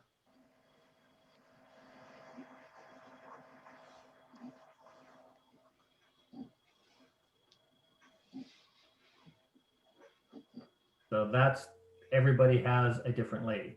Right. the girls And then turn you back swing and that promenade. you swing that corner in promenade, the head lady is progressed to the side spot. So if you call for the sides next, that head lady is going to do the figure again. She's going to be active again. In the meantime, the side lady's going, what am I, chopped liver? Because she hasn't gotten to do the figure at all. But if you so get them. Can you promenade them home with a new partner, Mel? I Girls wish you turn could, back but How about Caminations won't let how you do about that. how about girls turn back? and promenade. Yeah, it won't promenade. It'll only promenade home with your original partner. Yeah. Well, Well, I don't think it'll It doesn't circulate. allow corner progression for some reason.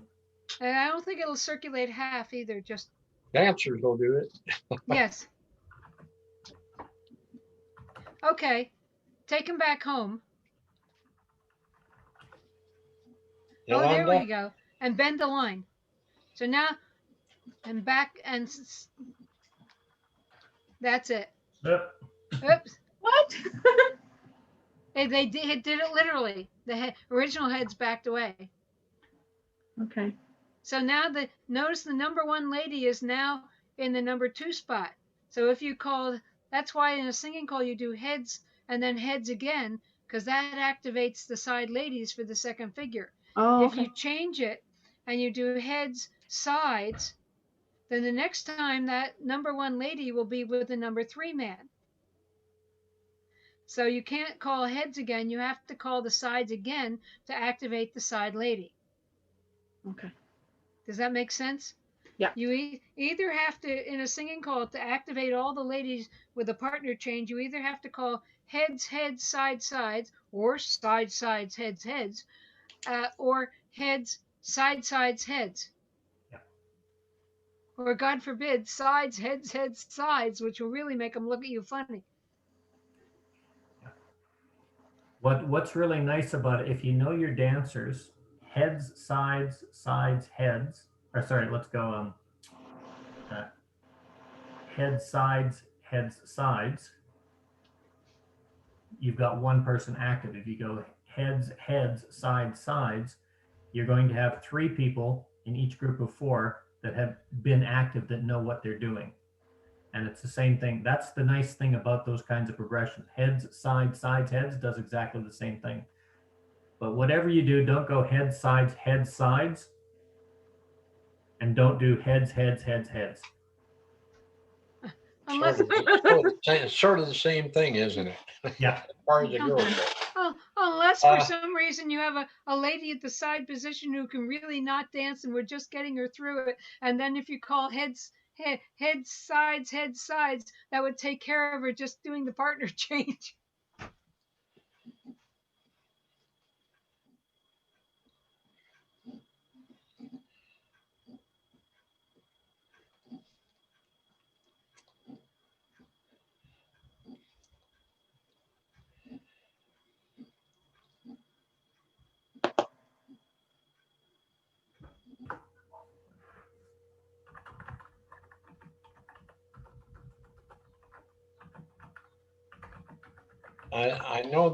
I know you probably discussed this one part of some part of the time when I had to be away. The wife has problems here, but I said something about bread and butter singing call figures. It's very important that you know those. It really is, because number one, you've got figures that every dancer is going to know. They're going to know it as well as you do. I mean, if you know, what's the most popular one now is promenade half, walk in square through 4. Oh, where are we going with this? Oh, you're going back to that. Okay, flutter wheel and sweep quarter and stop. That's heads promenade half, walk in right and left through, flutter wheel, sweep 1 quarter more, and pass through.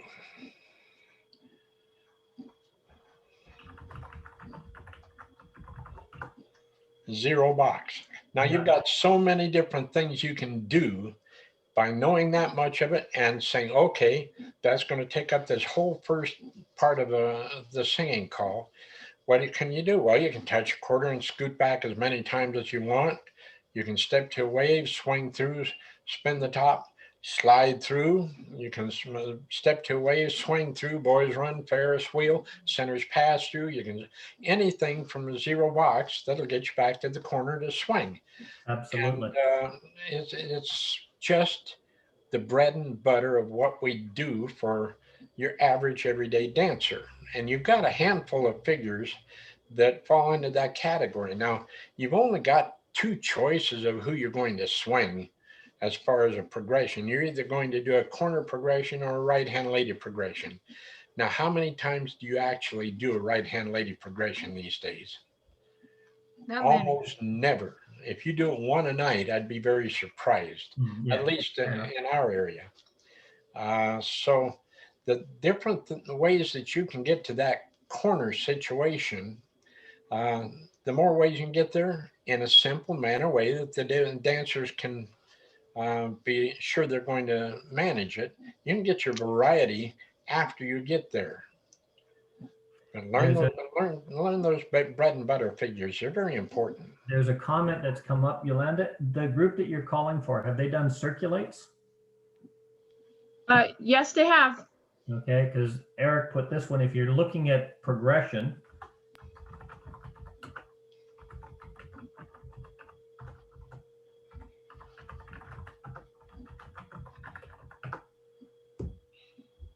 swing your partner. Good one. If you remember from a corner box, one of your magic modules is the conversion module, taking you from a corner box to that partner line. Swing through, girls circulate, boys trade, boys run, bend the line. Well, take the boys run, bend the line out, swing through, girls circulate, boys trade. From a corner box, that pairs everybody up in a partner wave, boys in the middle. You can do a right and left grand right from there, or you can do a girls circulate, boys trade, swing your partner promenade.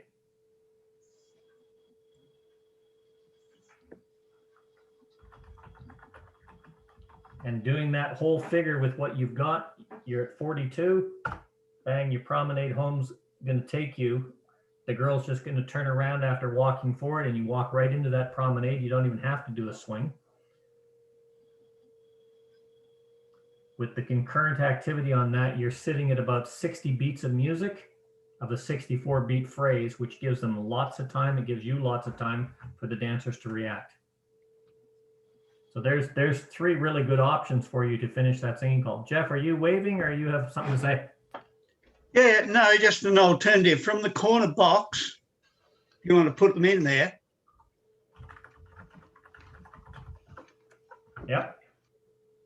And everybody square through 4 more. Still using square throughs. Now you've got 2 options from here. You either California twirl or bend the line. So let's do a bend the line. Right and the left through.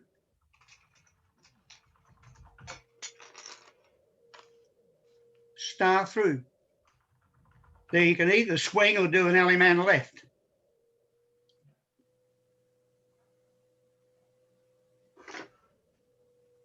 I like that one. And if you did the California twirl, the same thing, right and left through and slide through. If you got to that. And if you wanted, you do just a pass through an Alaman left and do your Alaman left from Correct. the line facing out. That'll again bring you right back here for a promenade from home position. Yeah, correct. So you've Why got, not replace the right and left through with square through 3, followed by a courtesy turn, and Yeah. then keep your square through theme going. yeah. But Except you it won't- gives them the opportunity to dance a square through 4 from a different setup. And then they are facing out. Still with their corner. So California twirl.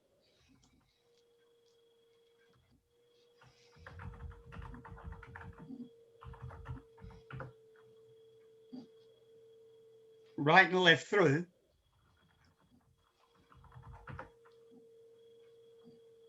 And slide through. Brings you back. So you Yeah, got that- 2 options you could use, in one for the heads, one for the sides, but a little bit different. And using that square through theme, Yeah. I had another thought about the fact that the heads are doing most of the action. yeah. What about starting with the sides promenade half and the heads right and left through? Yeah. And then square through 4. Yep.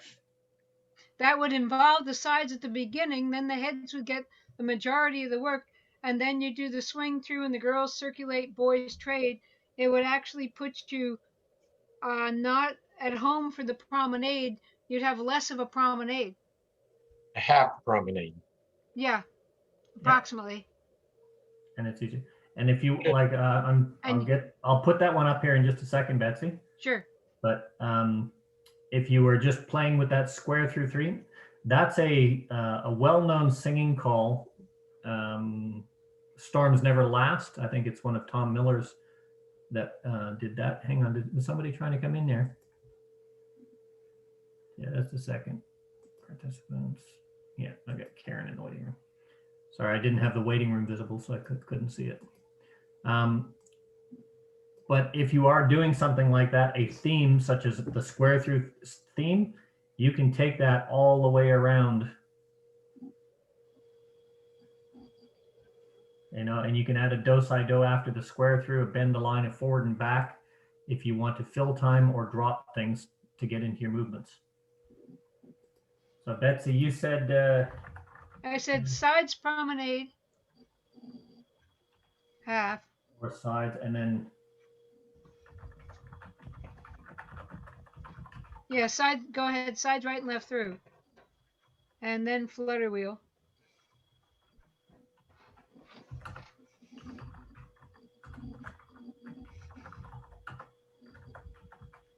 And swing through. Girls circulate, boys trade.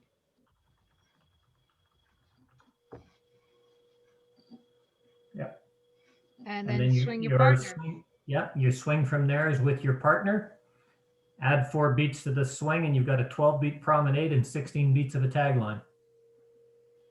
And but the thing that does is it takes away from having the sides or the head stand for the whole first part of the figure. Yep. Everybody gets involved. For me, it's always nicer to take advantage of or either set up for that half promenade. You're just exactly 180 degrees from where you would have been if you'd have said head square through 4.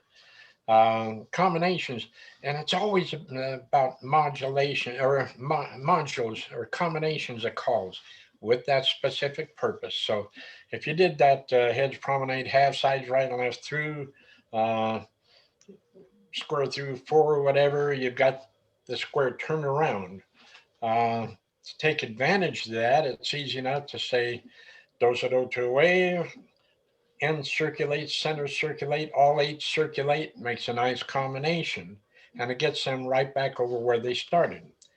The most common bread and butter figure for that is the heads promenade, half, sides right and left through, square through 4, do sa do, 8 chain 4. The 8 chain 4 being what turns 180 degrees back for the normal swing and the normal 16 beat promenade. From what I've seen and the way the dancers dance, especially in the United States, Betsy, you can back me up on this maybe, they don't swing. They might turn once and they promenade. Now, if they promenade 8 beats, they're going to be standing there 8 beats waiting on you. Because they're not going to swing when they get home either. Pardon? Actually, I'll say I have seen them when I took them took them halfway around the square. You know, when they're facing their partner on the other side of the square, they would not promenade at all. That's right. I watched a caller in the States. It was, I don't know if it was intended as sarcasm or a chastisement or humor, but he would say when he got to the corner, he said, "And those of you that don't swing, wait for those that do. Everybody promenade." I like it. Yeah. I just want to point out one thing. It was a question that came up about quadrants. If you notice where they are here, the head man is in the opposite position, but this is not an opposite position swing and promenade because the swing is actually taking place over here in the right-hand quadrant. Normally he'd be here if he was facing in, here if he's facing up. This swing here, regardless of which place they're in, that's your 12 beats. If they're swinging here, that's your 8. No. Not exactly 12, but that's what, if you're planning your choreography, that's what you want to look at allocating. If you said head square through 4, swing the corner and promenade, how many beats do you have, promenade do you have? If you did 16. that, no. Head square through 4 and swing the corner and promenade, how many beats? That'll take you 18 beats to go home. 16 beats is what's allowed, isn't it? Yeah, I know, and that's but that's what we were saying about figure your diagonal opposites. Your number 1 man and number 3 man have swapped places. Yep. Number 3 man is standing where normally the number 1 man would be when he swings the corner. So it's just exactly half of what you would get if you said head square through 4, swing and promenade. Yeah. What I'm saying is, boy, if you want to go eat, if they are here,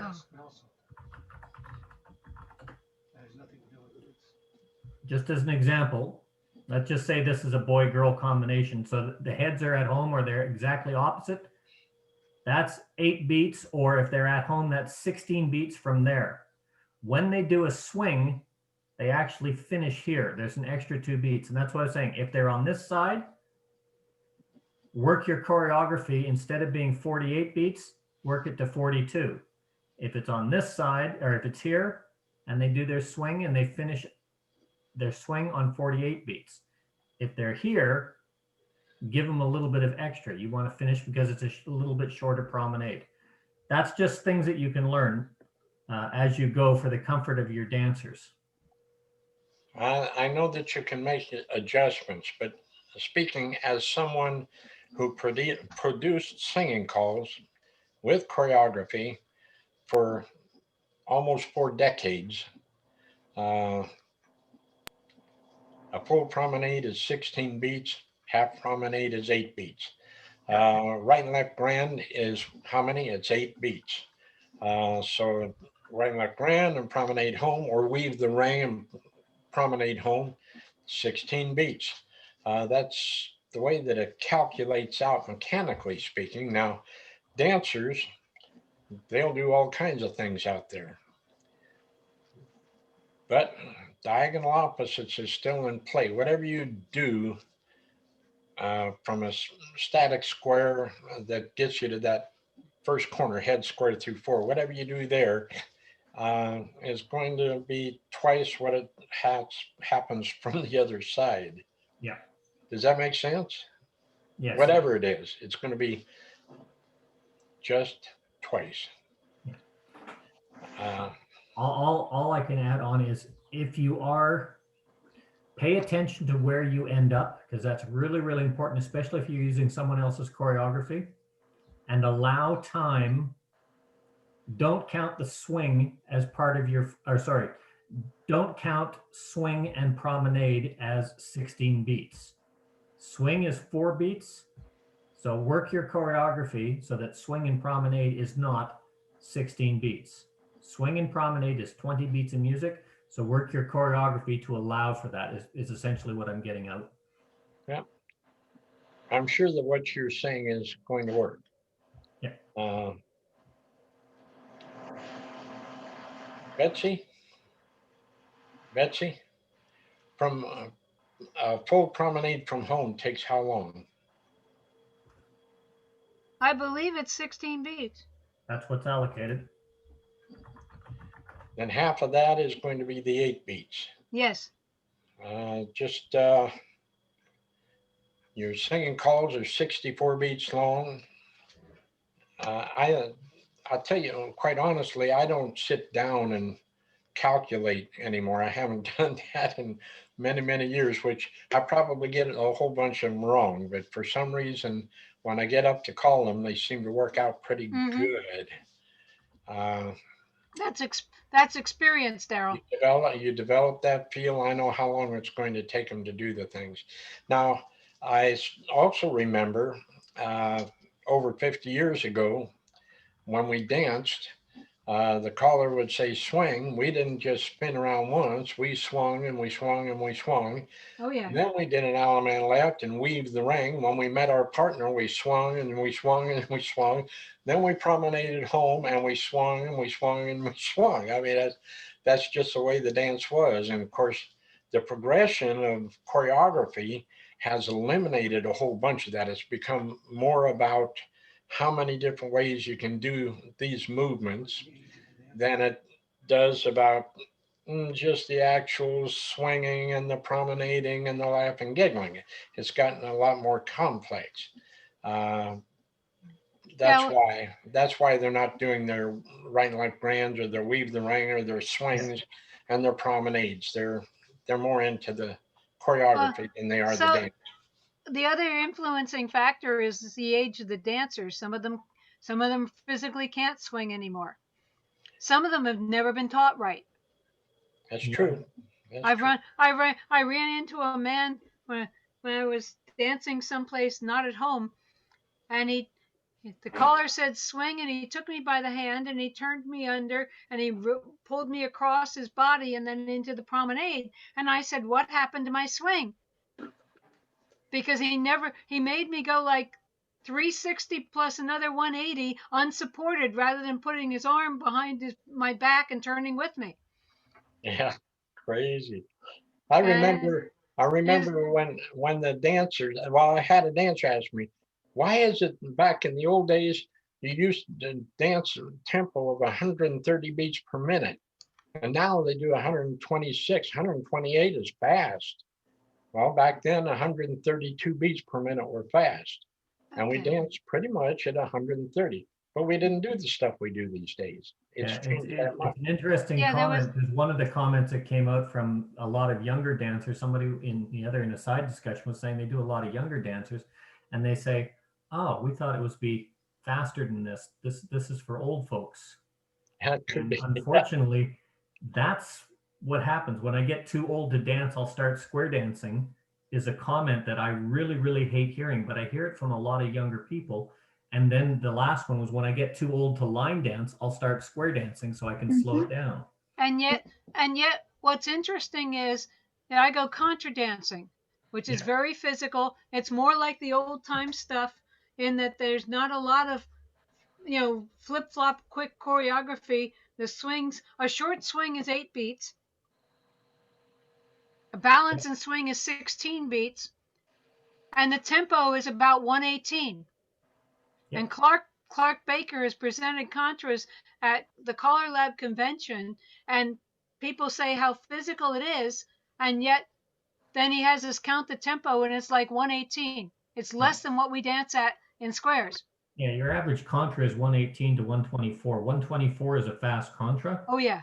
But the reason it feels so physical is the dancers are forced to actually dance to the music. There's not a lot of stopping in a contra.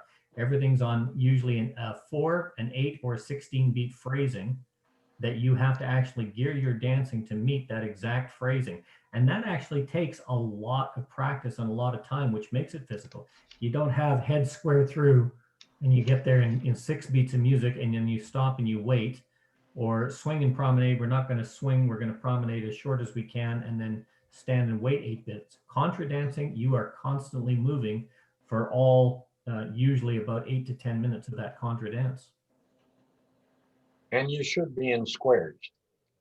If you're on rhythm, they're not really, as far as delivery. Now we're not locked into the dependency of perfect timing through all their movements. Yeah. I say, well, most of them take 2 beats to say, and then you have the variety of beats to do.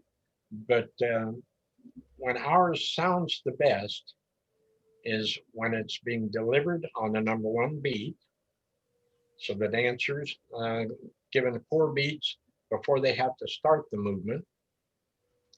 So right and left through and turn the girl, they start the movement right there on that next number 1 beat. The similarity between round dancing, contra, and squares is the same, except we have movements like star through and zoom and pass through. Pass through and contra takes how many beats? 4. 4. How long does it take in squares? Depends on where you are. Okay, that's the difference. But then we kind of jockey back and forth and get back on that number 1 beat as soon as possible. But that's why delivering in 4-beat phrases can be very, very important. Feeling that rhythm and feeling where you are is very, very important. And in singing calls, it's just as important. The time, the tempo, it has slowed. But we have more callers now that ignore the 4-beat phrasing and ignore the delivery on rhythm than we ever had before. And I think it's a pity because it isn't as much dancing as it is just trying to get through the choreography. Now that's a complaint, and it's not a solution or saying that it's going to be any different day after tomorrow. I'm under the impression that I it's think different. that's going to be one of the advents of coming back to dancing after COVID. Is we're going to have 2 new programs on the list. One is the SSD program, which a lot of people are looking at, and the second one is Challenge Level 5. And that's callers and dancers deliberately trying not to dance on the beat or call on the beat of the music. Oh. So I'm under the impression that it's rather difficult to teach new callers rhythm. And I think that the students that I worked with, either they're natural at it or they're not. And if they aren't a natural at it, it's difficult to quantify and explain how to do what you just did. Let me see if I can see it. And briefly, Daryl. Yeah. And it's definitely difficult to write about it. I've tried that. Looks like And it's mine. just without the sound, there's a lot that's missing. Teaching rhythm, I don't think is really that difficult. I think one of the problems with teaching rhythm for both callers and dancers is we stopped doing it. On the very first night, we say, join hands, circle left, walk to the beat, and shuffle your feet. And very few callers go back to reinforcing that and making sure that they call and happen so that the dancers can move to the beat, the callers can call to the beat in the race to get that choreographic puzzle out there to see who can get to the finish line first. And although we introduce it on night one, we tend not to use it consistently through the programs. And So it gets dropped off the list in a lot of places. I think that's true. I do try to do that. And one reason, I mean, if you watch some of the masters, first thing they try to do is synchronize the floor. Yeah. Even if the floor isn't able to do, yeah, they're doing that kind of stuff. That's what I look for. If the floor is doing that, I know I'm doing my job right. Right. And if you can't, if you don't deliver properly, it's never going to do that. Well, the worst case, of course, is what? Side space, grand and square. Takes how many beats to say it? 4. You have to start on the number one beat of the measure before you want them to do it. By the time you get there, they already know what's going to happen. And that's why I say it's so similar to round dancing, because you have to be exactly one measure ahead of where you want them to start the action. When you put that I'll be cue down out in a there, if it's a waltz, it's 1, 2, 3, forward waltz, but you know, and it's by the time you say forward waltz, that number one beat better be there. Give me some music and I'll cue some stuff for you. Yeah, the difference though, Daryl, is when you say forward 2-step, you've got an exact rhythm, you've got an exact flow, and you know what you do. But when we teach sides, face, grand, square, depending on where you're at, sides, face, grand, square goes anywhere between 12 and 47 beats. right. Well, the dancers aren't trained to move to the beat in general, at least where I live. I mean, I can watch and see a floor with 4 or 5 different opinions. The good dancers race through the calls and wait for the next one, and the other dancers sort of water. My point is, if the caller does not deliver to the beat and deliver to the phrase, the dancers are not going to dance that way. They're just a product of what we're doing. That's all they are. If we ignore the rhythm, ignore the phrasing, they are too. You know, to them, it turns in not as much dancing as it is choreographic puzzle solving. Yay, we made it through it. I think that's what I call calling for the callers, not for the dancers. Yeah, I don't disagree with that. I'm gonna say goodbye because we haven't had dinner yet, and I'm getting very hungry. All right, Betsy, I want to personally express my gratitude for offering to do this class. It's one that's been asked for a lot, and thank you very, very much. You know, you are always welcome back. Yep. Pass on my thanks to Roy for passing on that information and digging it out for me. Much appreciated, and hopefully that'll sort it out. I hope so. And as was noted, Betsy, I believe you put your email address in there somewhere. It's earlier. in the chat Have a somewhere. chat. But if you have questions for Betsy, feel free to give her an email. She's very good at responding. And thank you again, very, very, very much. I appreciate it. Oh, you're welcome. I thoroughly enjoyed it. Thank you, Betsy. Thank you. Thank you, everybody, for being here and contributing and etc. Bye. Bye. Thank you. Bye. Okay. Now we've sort of diverged off of the topic of substitution. We came back into it shortly, making singing calls easier by changing a few sort of things. But as you know, we've discussed all sorts of things: beat, music, rhythm, choreography. The floor is open if anybody wants to talk about anything, or don't feel that you're obligated to stay if you don't want to. But by all means, the floor is open. I'll leave it open. I've got another 45 minutes before I have to go and shut down. So if you want to talk about something or look at something, feel free. Substituting. Yes. For the new callers, It is very difficult. I remember at a dance I was calling not very long, somewhere back in the 1990s. Something was going wrong. Yep. The next time I found out who was doing something wrong.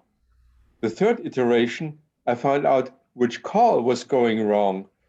And at the fourth time, I could fix something. As a young caller or a new caller, you don't have the ability to see what is going wrong at which call and who does it. So the only thing you can do is stick to what you're doing. I remember I was in Mississippi. Yeah, but I mean, I that cold air coming freezing my feet. Not Mississippi. In Memphis, Tennessee, we met somebody at the plane, and the lady took us to a square dance in Memphis. Mm-hmm. And well, naturally, depending on your mindset, but I was telling somebody that I was calling. So I was put in front of the dancers and said, would you call it for us? I didn't have no records with me, no microphone, but the caller said, look through my record case. And the only song he had was Mountain Records Auctioneer that I could do. And this has a cross-fold in it. And in Memphis, this was a plus club. And I was terribly surprised that I could not dance a cross-fold.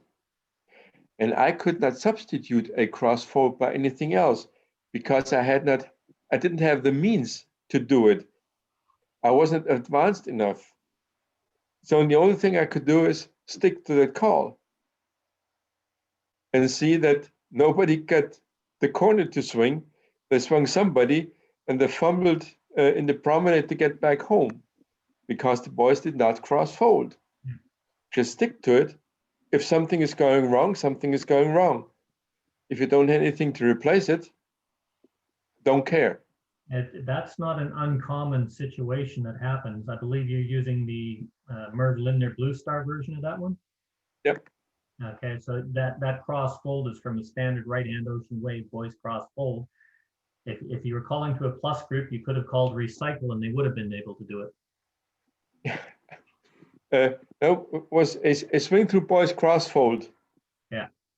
And in the Mountain version, Mountain Records version. Oh, Martin, yeah, okay. It was a swing. A boy straight would have done it, but I could not replace it back then. Yeah. Um, It's one of the big things, and this is why I posted that exercise from Tim Mariner. It has calls, look at substitutions, but it's a very good exercise for all callers, especially newer callers and journeyman callers. When you look at a set of choreographic figures, write the figure down and then start looking at what you can replace things with. Initially start by replacing with something shorter, such as centers cross fold, center straight, ends turn back. Something along that line, or sorry, center straight, I should say. Look at something that is going to work and start building that models and that repertoire into your mindset. Little things like a corner box, slide through square through 3 is always to an Alaman left out of a corner box, or always to a swing your corner of the box. If you can remember that, whenever you see that